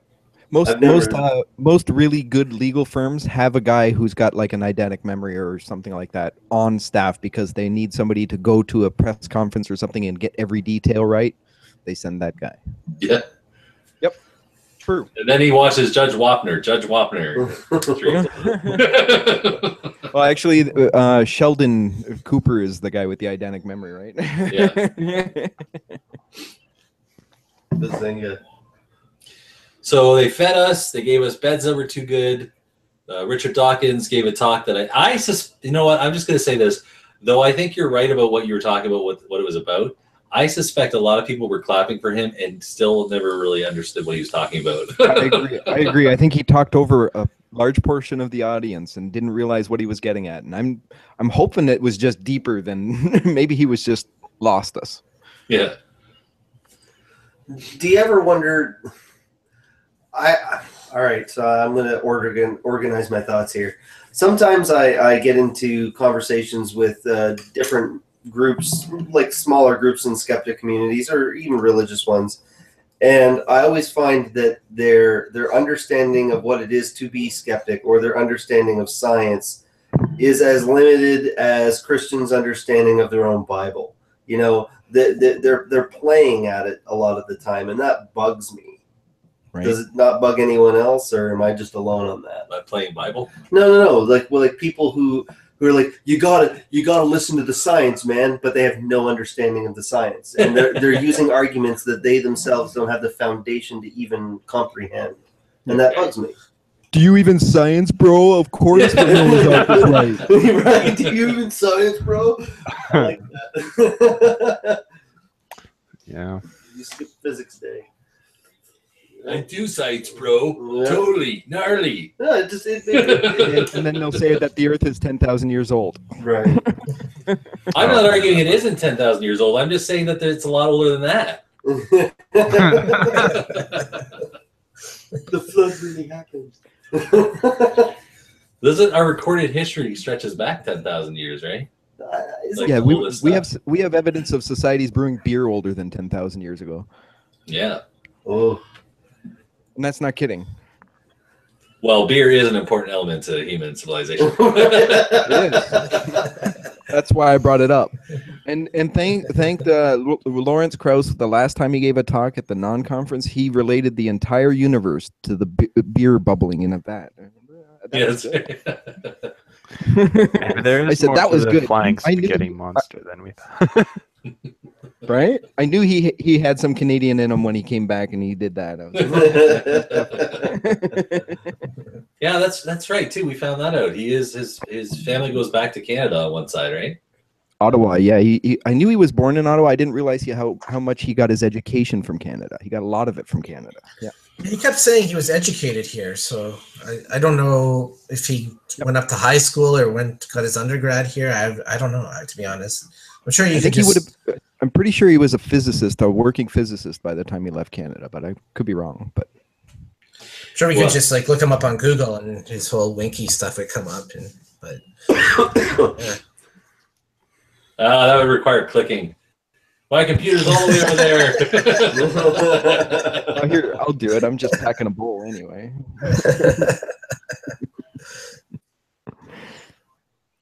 Yeah, for me, I think the thing that I actually liked most, despite the fact that I got to watch Matt Dillahunty pretend that he was going to talk to me or take a picture with me and then just keep ducking out. I got to see Lawrence Krauss's shoes. He got you. What's that? He got you. Who got me?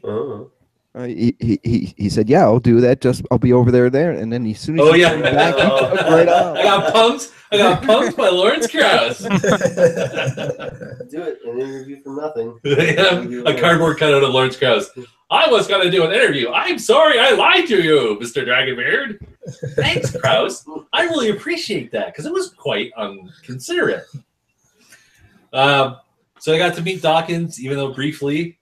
He signed my book. I got a picture with him. But despite all of that stuff that was going on, my favorite was actually being able to just hang out and talk to people. That was my favorite. Yeah, that's really good. I haven't had that experience yet, or hadn't had that experience yet, so that was really good.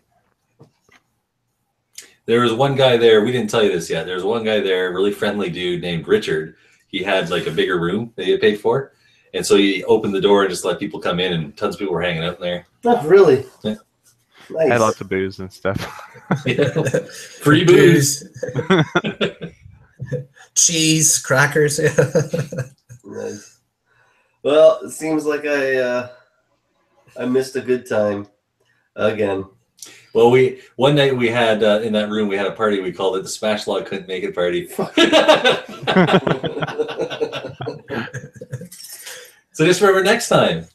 I don't know if they're going to come back to Toronto with that one, but eventually some kind of conference will go on. That I wouldn't want to be having a conference in Toronto right now. I think there's this big march going on right now, or there was anyway earlier in the day. As long as they didn't march to the conference building.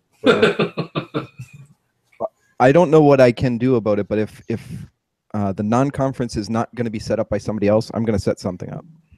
Yeah, well, there's got to be.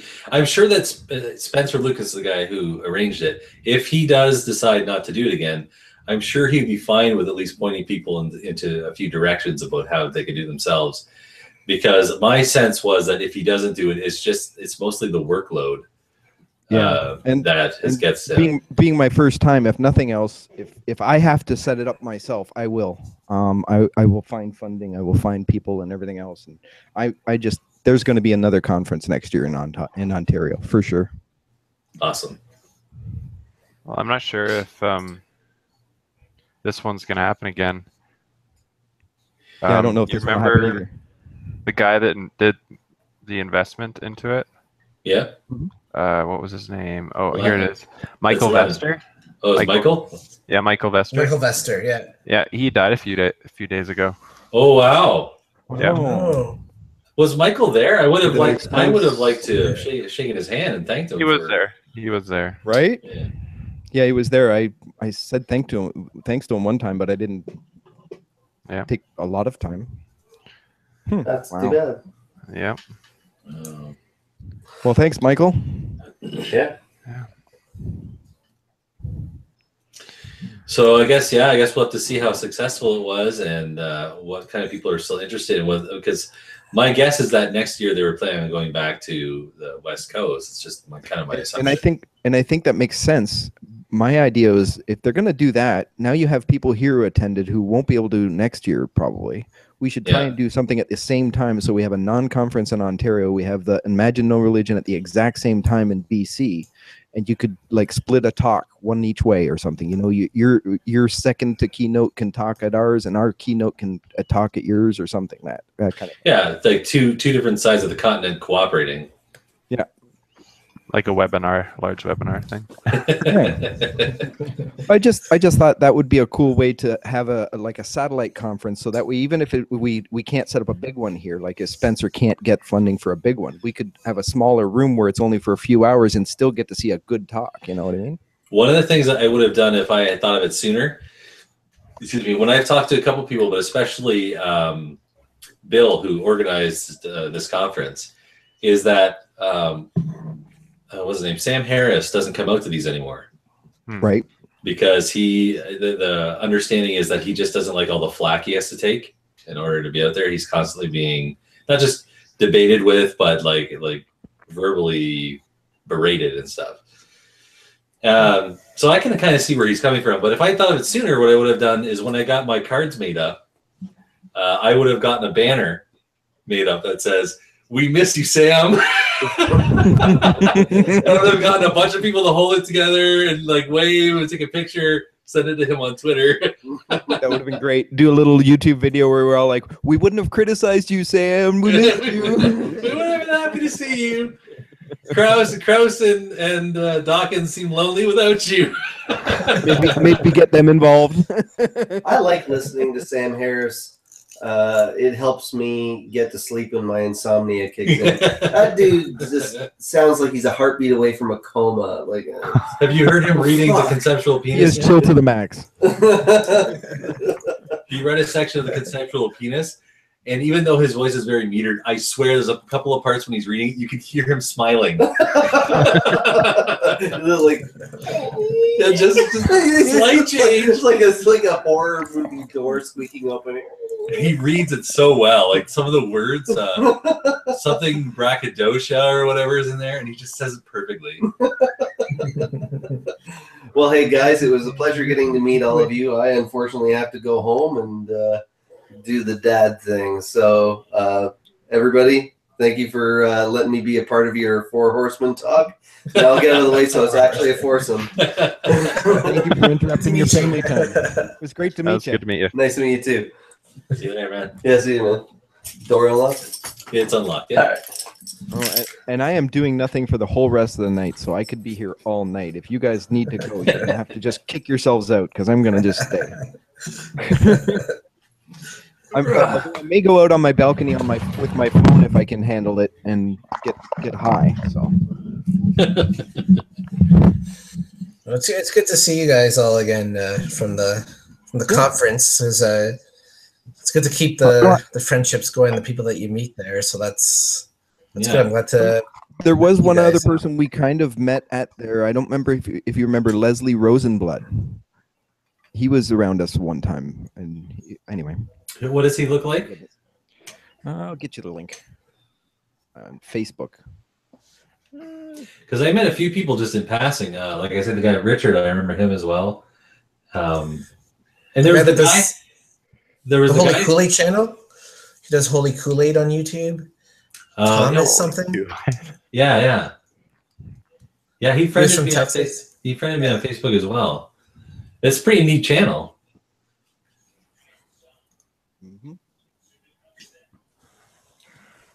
There, share my screen, and yeah, this guy here.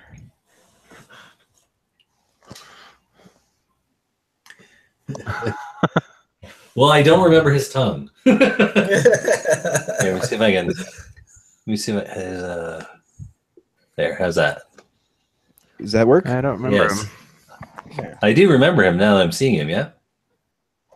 Right. So yeah, I'll give him the link if you don't mind. Oh, if you want to. Are you able to do that? I don't even know if he's online right at the moment, but group call ended. Oh yeah, and we weren't going to do it on Facebook, right? No, not Facebook. No, he's not online right now, but I'll give him the link. There was also that dude that came from way the hell up north in the territories. Oh, yeah. I have it. I had his card. Yeah. I'm sure I could find it. And there was another guy from like Austin, Texas or something. And anyway, but yeah. And then you're from which one's from Calgary, not Scott. Jonathan's from what? I'm from Red Deer. Red Deer, that's it. Yeah. Red Deer. Oh, I can stop screen sharing now, you dummy. So you're not from Blue Deer or Yellow Deer, you're from Red Deer. Red Deer, yeah. But if you go quick, you can get through the light before it goes Red Deer, right? No? That's bad. That may be an uncle joke. Uncle joke. Yeah, that's what my daughter calls them. She got that term from I don't know, some superhero cartoon she watches. Oh, the Titans, something Titans, Teen Titans. It's been a long time since I've watched any of those. Well, not that show particularly. So, Corey, you mentioned earlier, you kind of in passing about harassment and stuff. You thought, or maybe Lawrence Krauss had been accused of that or something. And I've also heard a lot of stuff. This was my first conference I've gone to, like secular conference or atheist conference. And I was wondering kind of what the atmosphere was going to be like, but I didn't sense any of that stuff at all. But just because I didn't doesn't mean it wasn't going on. I don't know if you heard any stories about harassment there, or I didn't hear a single one. I've been to 3 now, and I've never heard anything like that going on. And so this is where it gets really dicey. When this stuff started several years ago, what would happen was you'd have someone like, just one person, an example would be Rebecca Watson, telling stories that women were getting harassed and raped and all kinds of stuff. And so the response people had was twofold, right? There's people that would go, oh my goodness, that's terrible, we need to do something. And then there were other people that are like, well, okay, who's being harassed? How is this happening? What's the evidence? Like, we need to know what's going on if we're going to respond to it. And this was kind of the divide that happened. So with Bill, with this conference, he has a policy in place. If you go on the website, Yeah, he had a policy. I saw that. yeah, and it's very straightforward. And a lot of people actually tried to boycott him and stuff in the past because he would not change it to become more authoritarian or draconian. And that's the position he takes. And I think any successful conference has to set limits to how much they'll cater in their policy. So he says, you know, if you have a problem, come to us. We'll take it to the authorities. We'll handle it right away. I think that's enough. I don't know what else would be reasonable. Like those things are for the law enforcement to handle. Well, I mean, it depends how far it goes, but I mean, or yeah, well, it could be just maybe hotel security or something like that, right? Like if some woman's being attacked in front of me, I'm not gonna be like, oh, I'm dial 911. Well, it depends how far it goes, right? If she is literally physically attacked, then yeah, you got to get the authorities involved. If it's just harassment, because I have heard other stories of people's perspective. Like sometimes people will ask really inappropriate questions, like, you know, are they willing to prostitute themselves or something like that? And I think, you know, you may not have to get, you know, call the police right away, but maybe you escort them out of the conference or something like that, depending on just how bad the offense actually is, right? So, but I just didn't sense any of that stuff going on, though. But that doesn't mean it didn't happen or it doesn't happen. It's just I didn't know what to expect because I had heard a lot of different stories that this stuff does happen. The anxiety that you're talking about is actually part of the decline of attendance at conferences. That a lot of people, they were worried that these things were going on, and so even if they had the opportunity, they wouldn't go. I know I heard him talk a bit about the attendance and Bill, the organizer, and he just mentioned that they didn't quite get the response they needed to break even. What they were hoping for was the amount of people that were at the Dawkins event, the dinner in Dawkins. Yeah, that's what they were hoping for to kind of break even, though, because that investor, Michael Vester, because he was able to underwrite them, they weren't worried about anything. But that's why I'm pretty sure if they do it again, for sure, it'll be close to their home. It won't be, you know, them coming to Toronto. It'll be either in, I think they've had it in Vancouver and Kamloops because they're from BC, correct? Right. Yeah. Yeah. So I think that's where they'll have it if they do have it again. Well, they had, last I checked, they must have sold some since then, but they had like 30 tickets left over coming into the last couple of weeks of it. Because I remember someone putting it up saying there's only 30 tickets left. Tell everyone. So on the surface, you might think 30 tickets, no big deal. But when 30 tickets is like $500 a pop, that adds up really quick. Yep.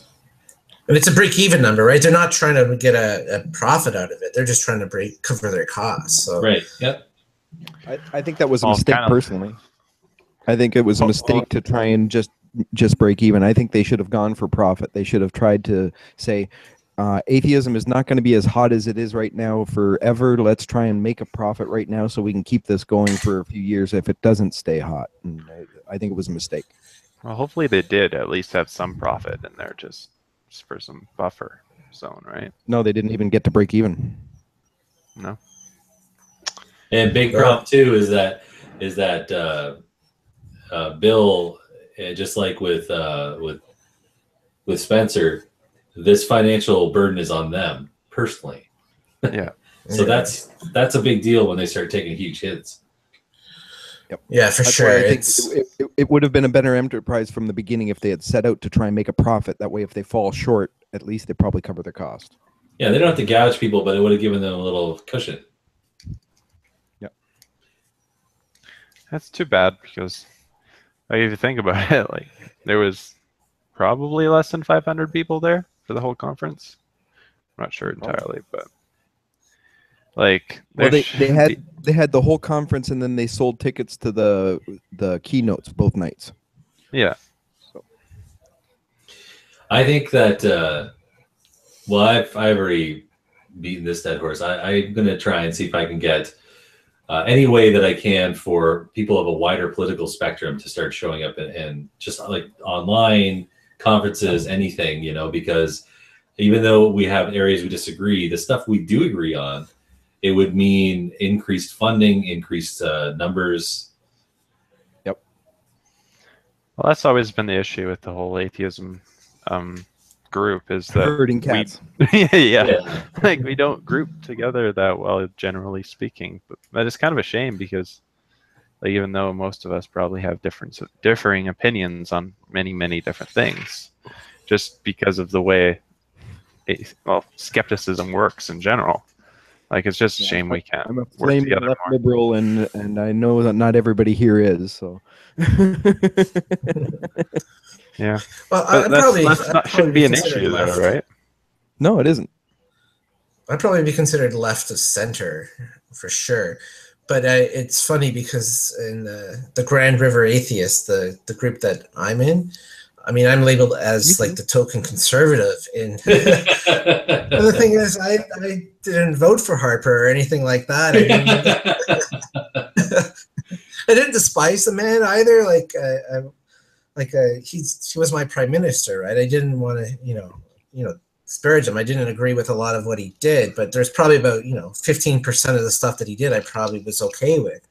But again, I wouldn't hold it against someone that was there that that was a conservative or whatever that had those more fiscal conservative leanings, right? Than the tax and spend liberal guy. But it's all relative. If you're in a room full of everyone else is further to one side than you. So if they're all really far right, then you become the liberal. If they're all really far left compared to you, you become the conservative, I guess. Yeah, when you fall in the center, it depends on the group you're in, because if you're with a bunch of Republicans, well, then you're the lefty. But if you're with a bunch of right? Yeah.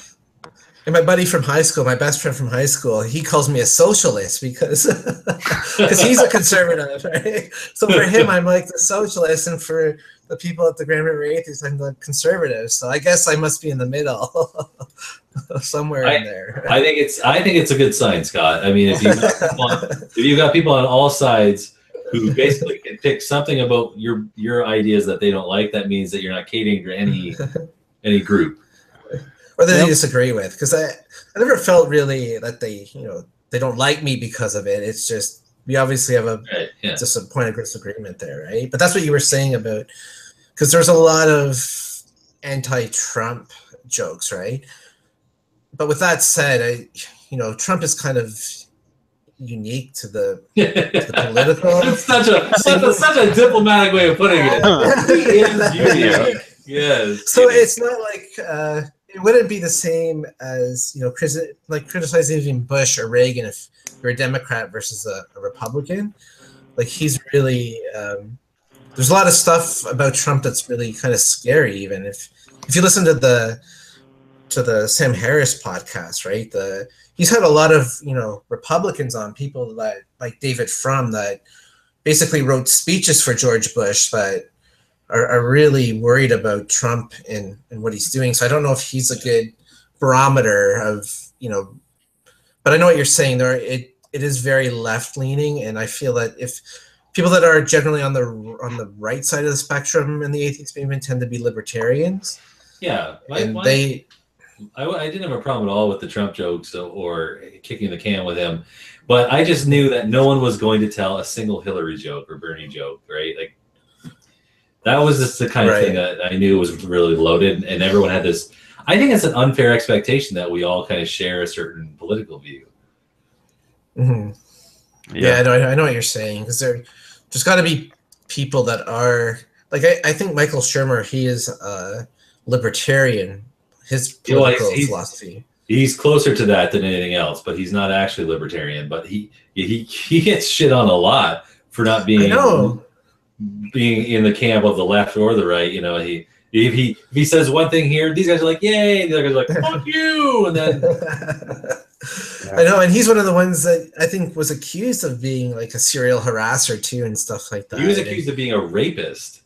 Oh, even beyond the serial harasser. Well, that was a nasty little episode. So I wonder he won't come to the conferences anymore, probably, because no, he does. Yeah, he does. Oh, does he? Okay, so he was able to beat the charges, I guess. Well, what happened, that one's a little bit different, because unlike just saying a rumor or saying something and it going away, or kind of slowly staining someone's reputation, that was PZ Myers' big explosion when he finally did that. He made a public accusation, and he wouldn't retract it. So Shermer got lawyers and took him to court. Okay. Yeah. So did he eventually defamation. retract it, or did it? Defamation, yeah.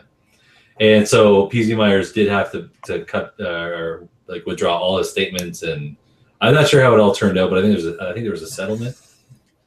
Yeah, so generally, so that's a more of a civil action then, right? When it's defamation, so it's not a criminal thing, but yeah, because if you're putting out those accusations, that could really damage, your livelihood if you think you're a rapist, for God's sakes. Like, that's pretty damning. So I was amazed because this was happening in the skeptic community, and like Thunderfoot now, who used to criticize him, PZ Myers' solution was to say, I'm leaving the skeptic community. And it was like, well, don't let the door hit you on the way out, because you posted these accusations on third-hand accounts. No one went to the police. No one filed a report. Like this, I don't know what he was thinking. I don't know. Well, it's you have to be really careful when you throw those accusations around, obviously, because they're very, very serious. And just because somebody didn't go to the police doesn't mean it didn't happen. At the same time, you've got to be really careful because, I wasn't there. I mean, nobody was there. We don't know what happened, but I mean. Well, in this particular case, again, it got a little worse because then they were able to reveal. Some people revealed information. They showed pictures of them. Like the boyfriend and the girl who supposedly raped, like 2 days later, hands around him, smiling, and that they've been socializing. It's like, okay, really? And your point earlier, Corey, that absolutely confuses things when you don't call the cops immediately. When you say, what are the conference rules? No, you call the cops. You're right. Yeah, and that's the best for everyone. It's definitely better if you do call the police, for sure. It's just, I can understand why you may be a victim of sexual assault and you don't actually do it. If you truly don't believe, because you may not believe that, you may be in the mindset, oh, they're a big pillar of the community, nobody's going to believe me. No, I get that part of it. I meant Corey's point earlier that instead of setting up the conference to have its own pseudo police force to stop harassment, if there's a harassment issue, there's laws on the books for that. Right. Well, there's harassment, and then there's rape, which I mean, sometimes I like to think as adults. But the point is, it's not up to the conference to set up all those rules. We can just assume that we live in a society with laws, and let's just not cover the same ground, and let's just make rules that make sense. That's what I think your point was. Yeah. Oh, sorry, Corey's point? Yeah, that was all I was saying about the rules. But I do take your point. There are many victims who don't go to the police. They're just really emotionally. And it's very difficult too, because the police will, the easiest way, it's never easy, but the easiest way for them to build a case is when a victim comes directly to the police right away. But it's very difficult for them to do it. So it's also, especially when it's forward, there's nothing that can be built. There's no case can be built against. Well, sometimes you get lucky. Sometimes there's like security footage, or just something recorded something, and then you can get the guy. But the surest way is if they go right to the police. And like I say, I get it. Like, it's emotionally traumatizing for sure.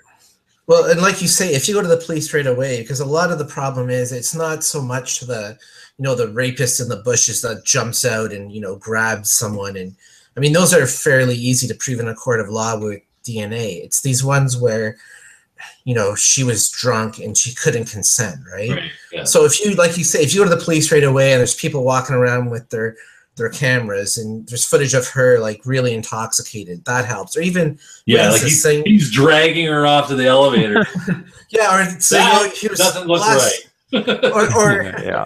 Or the last I saw, he said he was taking her up to her room to make sure she got there safely because she could barely stand anymore. Then you have people, even if there's no footage of that, you have at least witnesses that are there right away. It's fresh in everybody's head. And so, like you say, it's best to go to the police right away if that happens.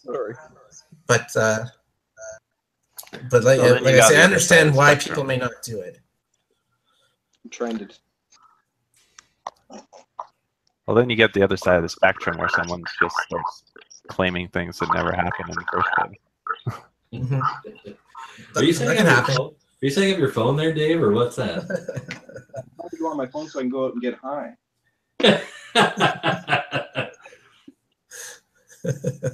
My phones are not working. It's innovation. I'll just walk away from this. So what were you saying there, Jonathan? I forget now what you were saying. Well, then you got these people that go out and claim something happened that never did happen in the first place, right? Which does happen on occasion. So it's kind of... And police actually, there are a lot of people they get a lot of bad reputation. There are a lot of people in these social services and stuff that deal with this who are able to pick up immediately when someone has certain disturbed features about their behavior. And so when these people come in and give their false reports, of course, they have to take them serious and go through all the motions and stuff. But a lot of times those people will know almost right away if this person is coming in and is probably lying, right? Like they can, I've spoken to someone from Children's Services once about someone. I won't get into specifics, but they were talking about someone I know. And I said, look, are you aware that there's these things going on? And they said to me, off the record, we could tell right away. Like he goes, the guy was like, I've been doing this for 20 years. As soon as this person started talking to me, I could tell there was something wrong. But he goes, that's off the record because on my job, that's not my job. I can't do that unless there's evidence and protocol to follow, right? Mm-hmm. But it points them in the right direction, usually, generally speaking. Yeah. Doesn't know where to look. Yeah, I had a friend that I used to work with, and he was kind of working weekends trying to get in at the courts, and he kind of said the same thing. He said sometimes you just knew these people that got pulled in for these sexually based offenses that were like molestation or whatever. Like when he's pleading guilty, the guy's like looking right down at the floor, and he's not putting up any fight. And he said there were other ones where it was in the trial, and like the defense lawyer like crosses up the accuser and catches them in a lie, and so it gets like dismissed. So it's like you say, it could go, I don't know if it's 50-50. They say there's like 5 or 10% of them maybe. Yeah, it's difficult to nail it down. That's why you have good procedures in place to try and help as many people as you can and eliminate you just make your best effort. Keep trying to come up with new ways to do it better and better. With the situation though with Shermer, the thing I was mostly upset about was people like PZ Myers and others who were like attacking Shermer for the third-hand reports, not knowing anything about it. It's like I heard podcasters like going after him and stuff. I was like, what is going on? This is before I even had a podcast of my own. Yeah. And in that case, my suspicion from what I've learned is that the girl who made the claim was making it to people she knew personally within a closed circle. I don't know why she was making them. And then she probably didn't expect that it would get to another person, and PZ Myers would go public with it in his big blog. Yeah. And all of a sudden there's these allegations. So yeah, I don't know what the point of it, if it was a lie. I mean, I guess because it was only, I don't want to say that he did anything. He doesn't seem like that guy, but I don't know him, and I don't know who the victim or the alleged victim is, I guess. I don't know how you're supposed to talk about this stuff once an accusation is out there, right? Like, I don't know, like, do people always kind of sort of now look at him with a little bit of suspicion now because this allegation? A couple years ago when he went to Imagine No Religion as a speaker, Bill said that there were people who gave him flack about that and didn't show up because he was going to be there, and they consider him a rapist with no evidence or anything. That's kind of isn't it great? This is how you build a community. But come on out. Possibly be called a rapist. Yay! But it's something you do have to deal with because, whether he did it or not, right? It could have been him or some other person that's accused. Because I hear people talk about it all the time. Okay, believe, right? Just, don't necessarily question. And I could see in the context, like, if it's someone that's close to you, that's your friend, of course you're going to believe them, right? But here's a case where, okay, I've never met either. I don't know who the alleged victim is. I've never met the person. I know who his public figure is or whatever. I subscribe to his publication, Skeptic Magazine, right? So I have an idea of who he is, but I don't know him personally. Like, how are you supposed to, you know, proceed as a community, like you say, because you want people to feel safe on one hand and protected that you'll take these things seriously. On the other hand, you don't want to besmirch somebody's reputation off of, you know, one accusation.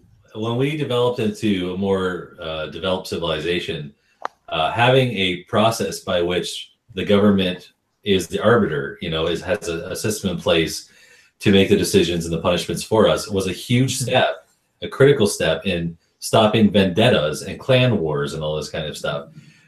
So as much as on an emotional level, especially if you know the person, you want to go and break the person's neck as soon as you hear them say that they did this. I'll tell you what, in my life, there was somebody I knew and cared about very much who told me, and I believed it, that a doctor had sexually assaulted her daughter. And again, I won't get into details about who this was, but I felt like going and killing this doctor or doing something terrible to him. But over time, given more time, I started realizing this person was making more and more accusations about more and more people, to the point where it was absurd, right? Like, right. So if I had just acted on just believe, you'd be in prison still. Yeah. Yeah. So definitely, I guess. Okay, let's contrast this, because I kind of agree with you with the Michael Shermer thing, right? Like, it was one accusation somewhere. I don't think I would necessarily act on that, or quote unquote just believe, right? On the other hand, in Canada, we had that Jian Ghomeshi. I don't know how big of a story it was out west, but okay, to me that was a bit of a different animal. Or even Bill Cosby, when there's so many people coming forward with these allegations, right? It's not like a one-off type thing that, well he said, she said. There's so many Cosby allegations. There's so many. It should be taken seriously, if that's what you're getting at. Like, it should definitely warrant being taken very seriously, investigated, and brought to court. But very interestingly enough, did you ever hear the details of the finding of Jian Ghomeshi's case? Well, he was found not guilty, correct? In his original trial. There was another trial which he sort of pleaded out. He read a statement saying he admitted to harassing them, not assaulting them, but harassing them in the workplace, I believe. I think that's how it netted out, because there was another case pending, and I guess he didn't want to go through it again. He wanted to end it. So what happened was, I've actually spent a few hours over time just like listening to the details of this from a legal point of view. So what happened, first of all, is the Toronto Star, started, the reporter that they had hired, a freelancer, decided to start publishing this stuff in the paper, and they published it. No evidence behind it whatsoever. So they started a smear campaign against him, and it caught fire, and the CBC fired him without evidence and engaged in repeating this stuff. So they go to court, and by this time, Jian Ghomeshi's life has been ruined, right? His career is completely destroyed. So he goes to court, and his lawyer had gotten him to keep quiet about stuff, whereas the other people had been on the news and the media, the three accusers that actually went to court. So they go into court, and his lawyer, she proves not only that they were lying based on old emails and stuff that happened over a period of time, and that their stories don't at all match up with what the evidence is, but she was able to demonstrate that they had coordinated their lies. And that is what the judge was most upset about. And even then the judge felt obligated to say to the public that victims should be believed, and he was not making this decision without that consideration. Which, well, okay. My understanding is you're right. There's the Trailer Park Girl actress, right? She was one of the ones, and there were three accusers. And I thought that the first one, though, wasn't caught up in that sort of thing. Although there were part of testimonies that were hard to kind of go back, because it was so far back in the past, right? Like, I think one of the things she said, there was some detail about the car.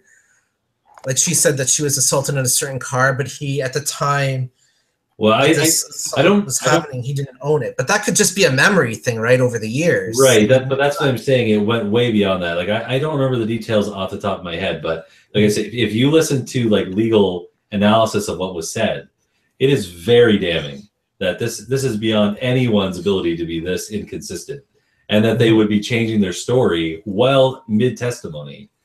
And though the girls, you know, that were making these accusations, though they, aside from the one you're mentioning who was off Trailer Park Boys, they might not have realized that they were coordinating their stories. They were.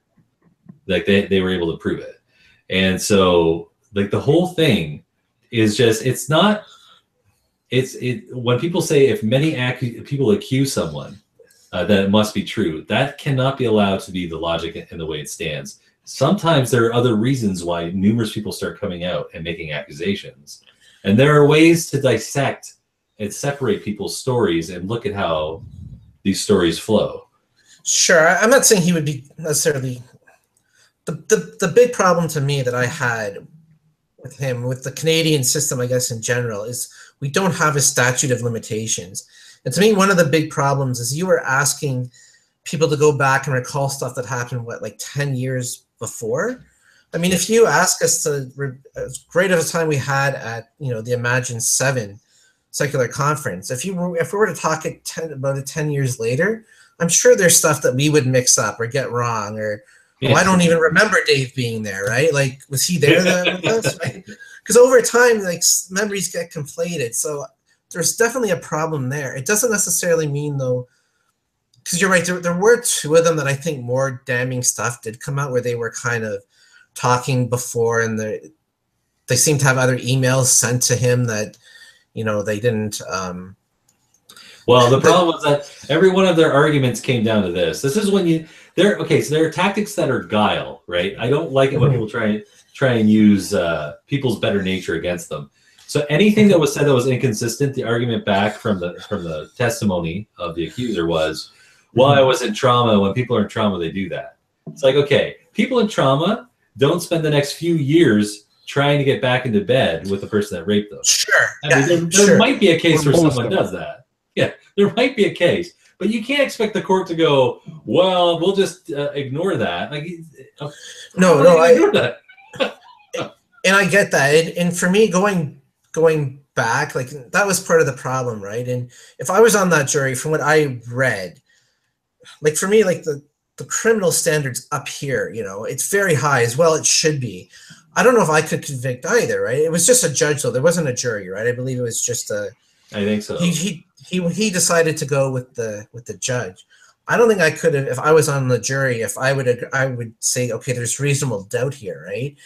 At the same time, then there's, you know, believing, right? Like, which should be necessarily a lower standard. Like, when your friend came to you and said, this is the situation, I wouldn't expect you to apply a criminal case, you know, right. Okay, I've got to pretend I'm sitting in a jury box right now. Where are the witnesses, right? It's a totally different context. Right, yeah. I guess the question I'm asking is, if you're organizing a conference, like, what do you do with these things? Because there are some people that are going to, you know, believe, you know, that this certain speaker, oh, he's a bad guy. He's, you know, not only a harasser, he will maybe even, you know, roofie someone and, you know, rape them or whatever. And, you know, do you have to take that into account? I guess it's like, I just don't know how to navigate that space very well. I guess I'm putting out there as a question more than anything, because I tend to believe that, excuse me, I tend to believe that there was something not right going on there with especially like the Cosby case. Like, there's what, like 70 people coming forward, and I'm sure there is within that group, there could be some fame seekers, people looking for their 15 minutes, people thinking, oh, if I can jump on a class action lawsuit here and, you know, get some money out of this. But it's hard to believe that 70 people would come forward like that. And setting aside whether he's a rapist or not, which I know is a big thing to set aside, but for the purposes of what I'm about to say, he is. one of the things that I have noted about this that is really is a common problem, actually, even though it's playing out an uncommon, like a very specific thing, is how people lose sight of context over time. So when people talk about Cosby, he has admitted before in court that he gave drugs to women that would incapacitate them. But what he said was that they knew what he was doing. It was they decided to take them. And a lot of people immediately go, that's preposterous. And I'm like, name your favorite rock group from the 70s, and do you really think that most of them weren't doing stuff that was, by standards that we would have, insane? Back then, when they called someone a movie star or a rock star, they meant a god. Like, you couldn't do anything wrong. Well, even today, like if you're telling me that, if name your top star today, Eminem, or you don't think that for sure, like women probably throw themselves at him all the time, right? And then they might look back at that 10 years later. There's that, but then there's this whole drugging thing, which seems, if you're like a rock star, taking recreational drugs that happen to be there at the time, that's one thing. But these were like you say, like roofies or sedatives, something to knock them out, which just seems highly weird to me. Like even if you're into something kinky like that, I mean, who wants to be knocked out when you can't enjoy the experience that you're going to be into? It just seems so odd to me with the Cosby case, and there's so many people coming forward, and I'm not trying to justify that weird shit at all. I just think it's interesting that people forget. Like, what was that show called? But here's the issue: do you think it's his kink or hers? Because it seems to be his. Because it keeps happening. He seems to be the repeating part of the story. Yeah. Putting pops in the drugs. Oh my goodness! Rape jokes are not funny. No. I know. Well, a lot of comics have gotten a lot of mileage off of him. So. Well, yeah, it's. It is a serious topic. And that's too much of a blanket statement. I got to admit, some rape jokes are funny. Yeah. I'm no good at it. It takes a real comedian to pull that off. Well, George Carlin has a thing you can find on YouTube where he's talking about rape jokes, and anything can be funny, but it's about context. Yeah. Yep. You can't punch up or down or whatever it is. You got to, Like what you said, there would be a lot less funny if you were to say that to like one of his victims. Right. Yeah. In the wrong circumstance, Absolutely. Right? So I guess absolutely. It might be. Yeah. Nobody here knows John Gameshi, right? nobody here spent the night at Bill Cosby's place. I don't remember being there. It was a great party till I took this pill. And I just woke up. I was in this dark alley, and all I heard was.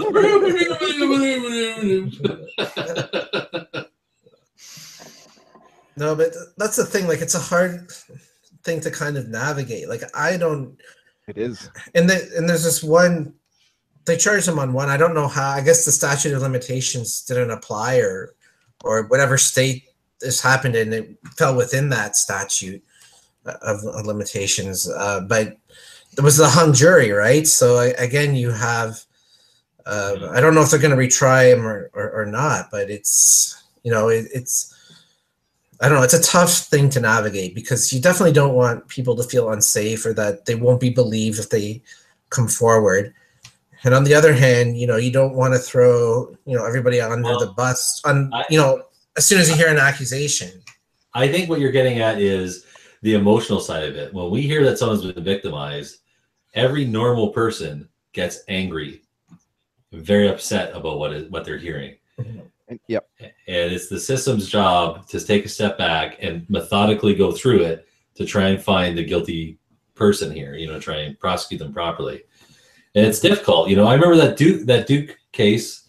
I never got really into that case, but I remember hearing about it, that, these guys had all raped this stripper, and their lives were basically ruined. And then it comes out that this reporter from the Rolling Stone just basically made it up with the stripper. Like there was nothing to it. The first reporter that went and started checking on the evidence found out that nothing was consistent about the story. Well, and I believe the prosecutor, he ended up losing his job, right? Yeah. Last I heard that they were thinking about actually prosecuting him for misusing his authority. Yeah. Because stuff came up that he should have passed over to the fence that he did not. He suppressed it.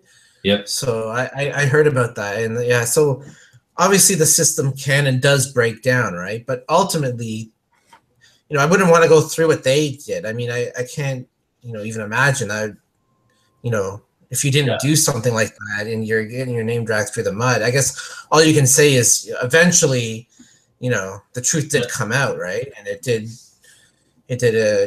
vindicate them in the end. And it hopefully doesn't impact their lives too badly for, Well, they had people like all around the campus from their own school and then the community there, like spray painting their fraternity and calling them all kinds of stuff. They must have been scared for their lives.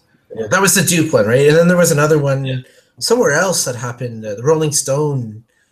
There was a Rolling Stone issue, or I think it was the Duke one that the Rolling Stone was attached to, wasn't it?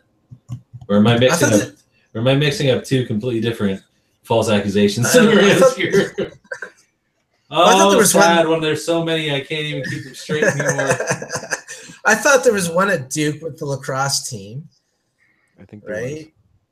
And that was back in like 2000 or 2001 or 2005 or something. Yeah, and there was one more recent. Like, a couple of years ago that the Rolling Stone printed, and then they started to go out, and I don't know if it was a lacrosse team as well, or it was some other team, or just a fraternity, right? There wasn't had anything to do with any team. It was just a fraternity. But then as they started investigating, they found out, well, some of these people that were accused of doing this weren't even in the state at the time, right? They were because they were on a team of some kind, a soccer team, and they were, playing, a game somewhere else in some other state or something like that. So the whole thing started to unravel. They were able to raise like $1 million for their defense because their families had enough money to pool it all together.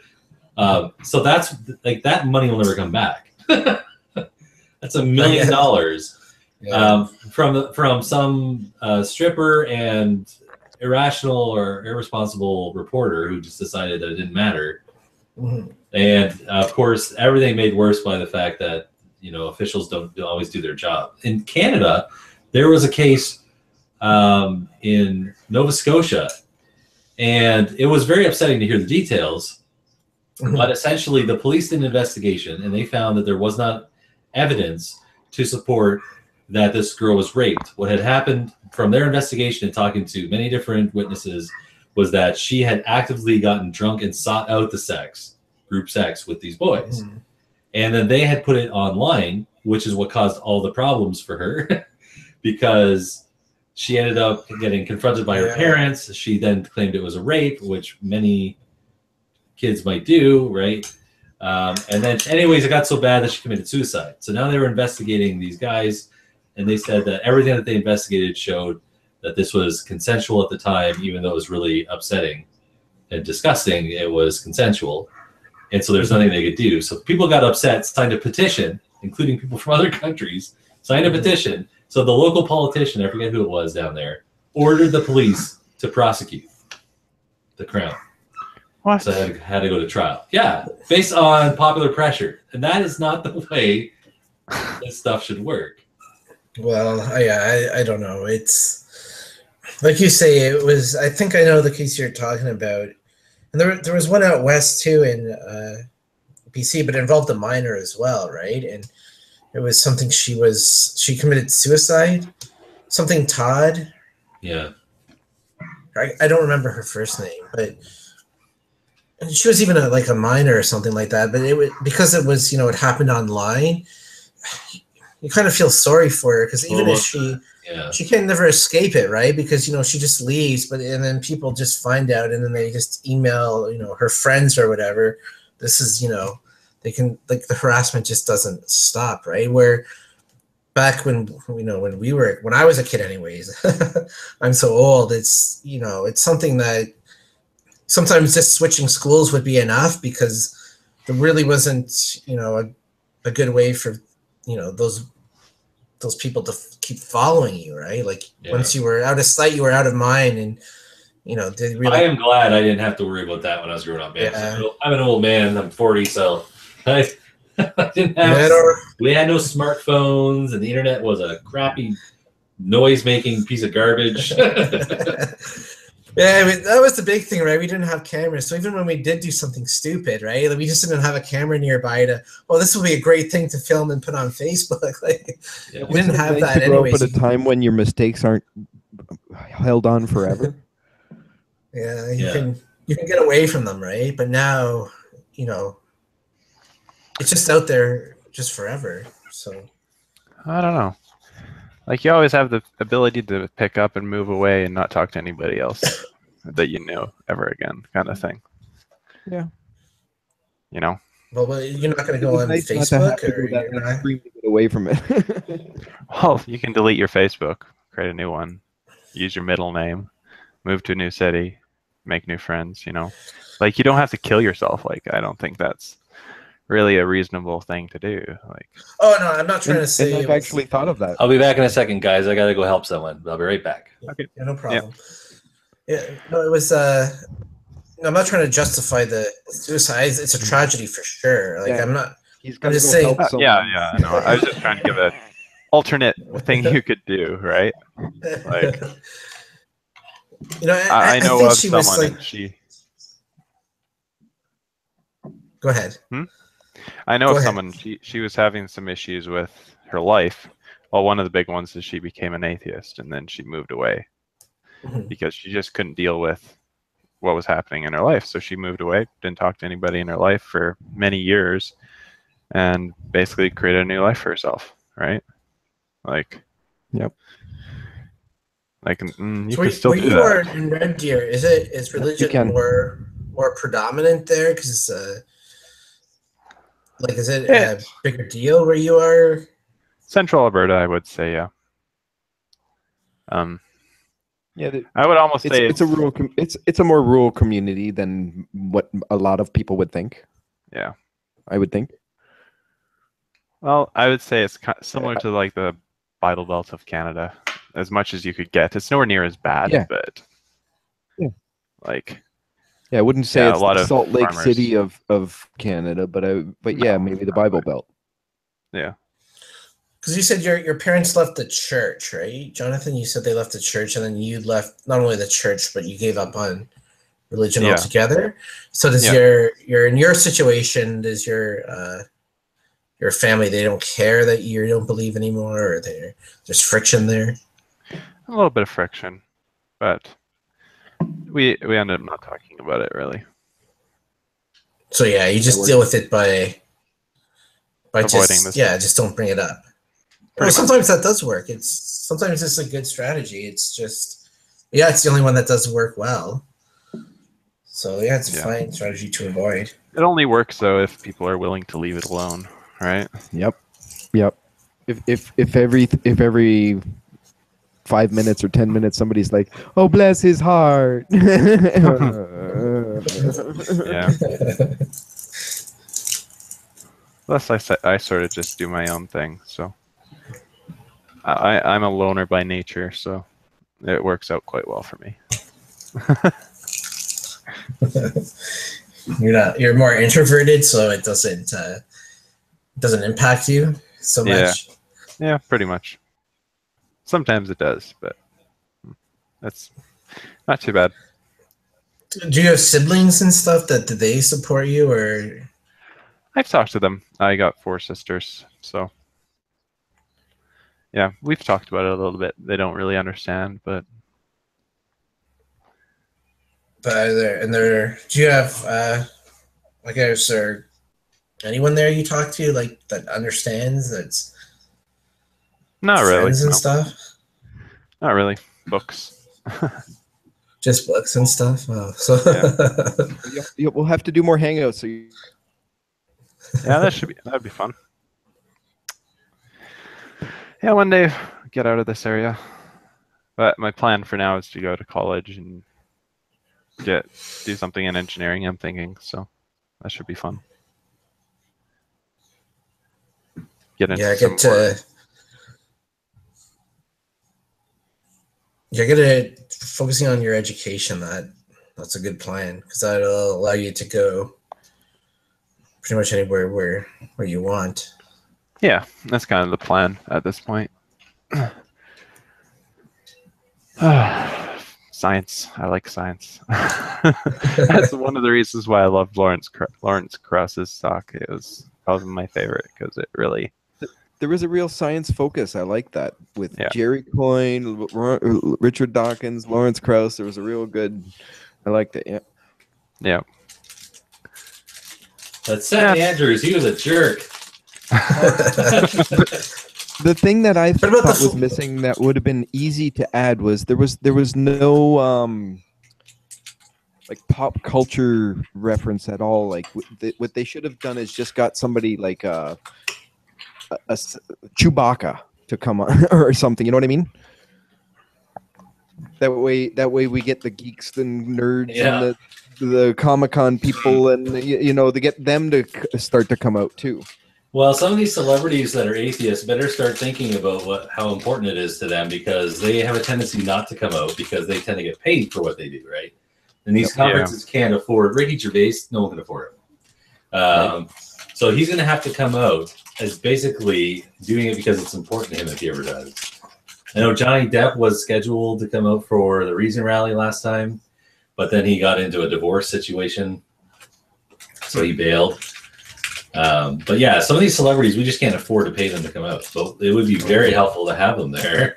Yeah. We had Annabelle Gertrude there. She was on Seinfeld. She's Nice. That's true. Right. Did you see her talk? I apologize. You're right. Did you see her talk? Yes. Corey, did you miss it? No, I seen it. They saw it though, right? But I don't think maybe Corey was sleeping at that time. I Which can't remember.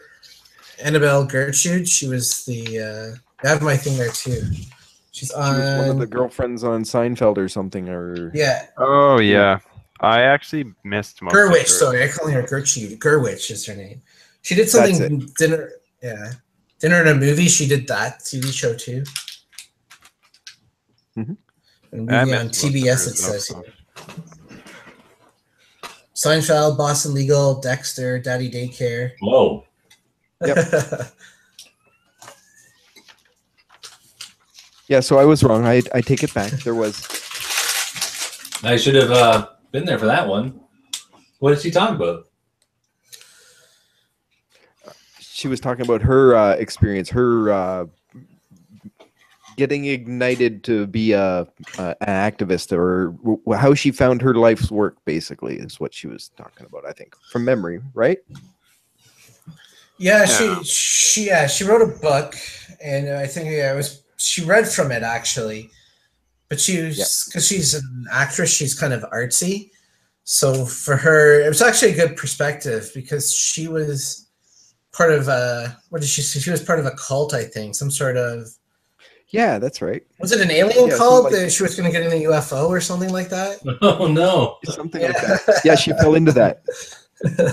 So it was something like that. So hers wasn't like a god thing, but it was.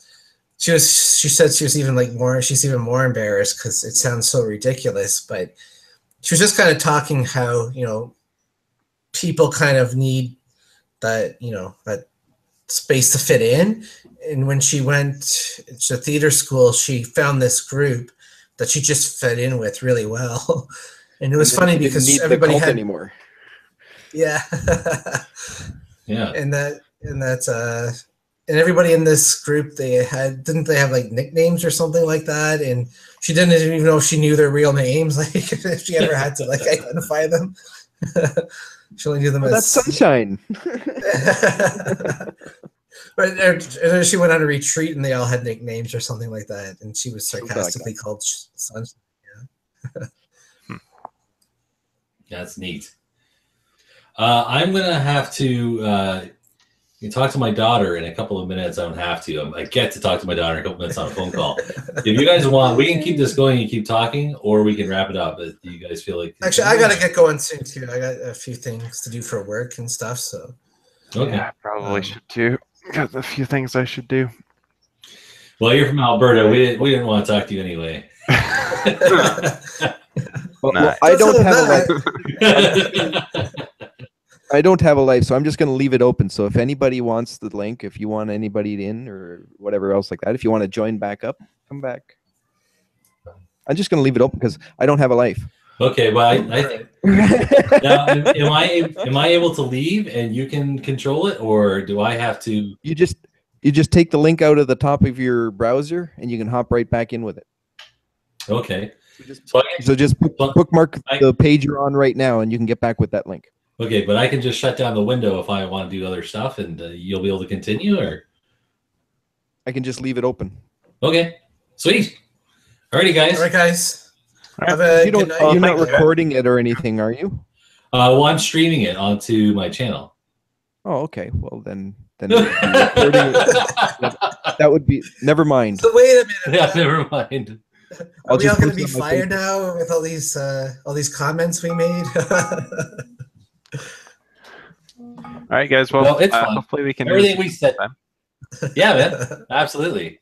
Yeah, it's a lot of fun. Right. Don't worry. I think all of what? How many viewers do we got right now? 0. Maybe private it before anybody watches. Yeah. All right. Well, it's good seeing you guys, though. Anyways, I enjoyed Yeah, it it. was really good.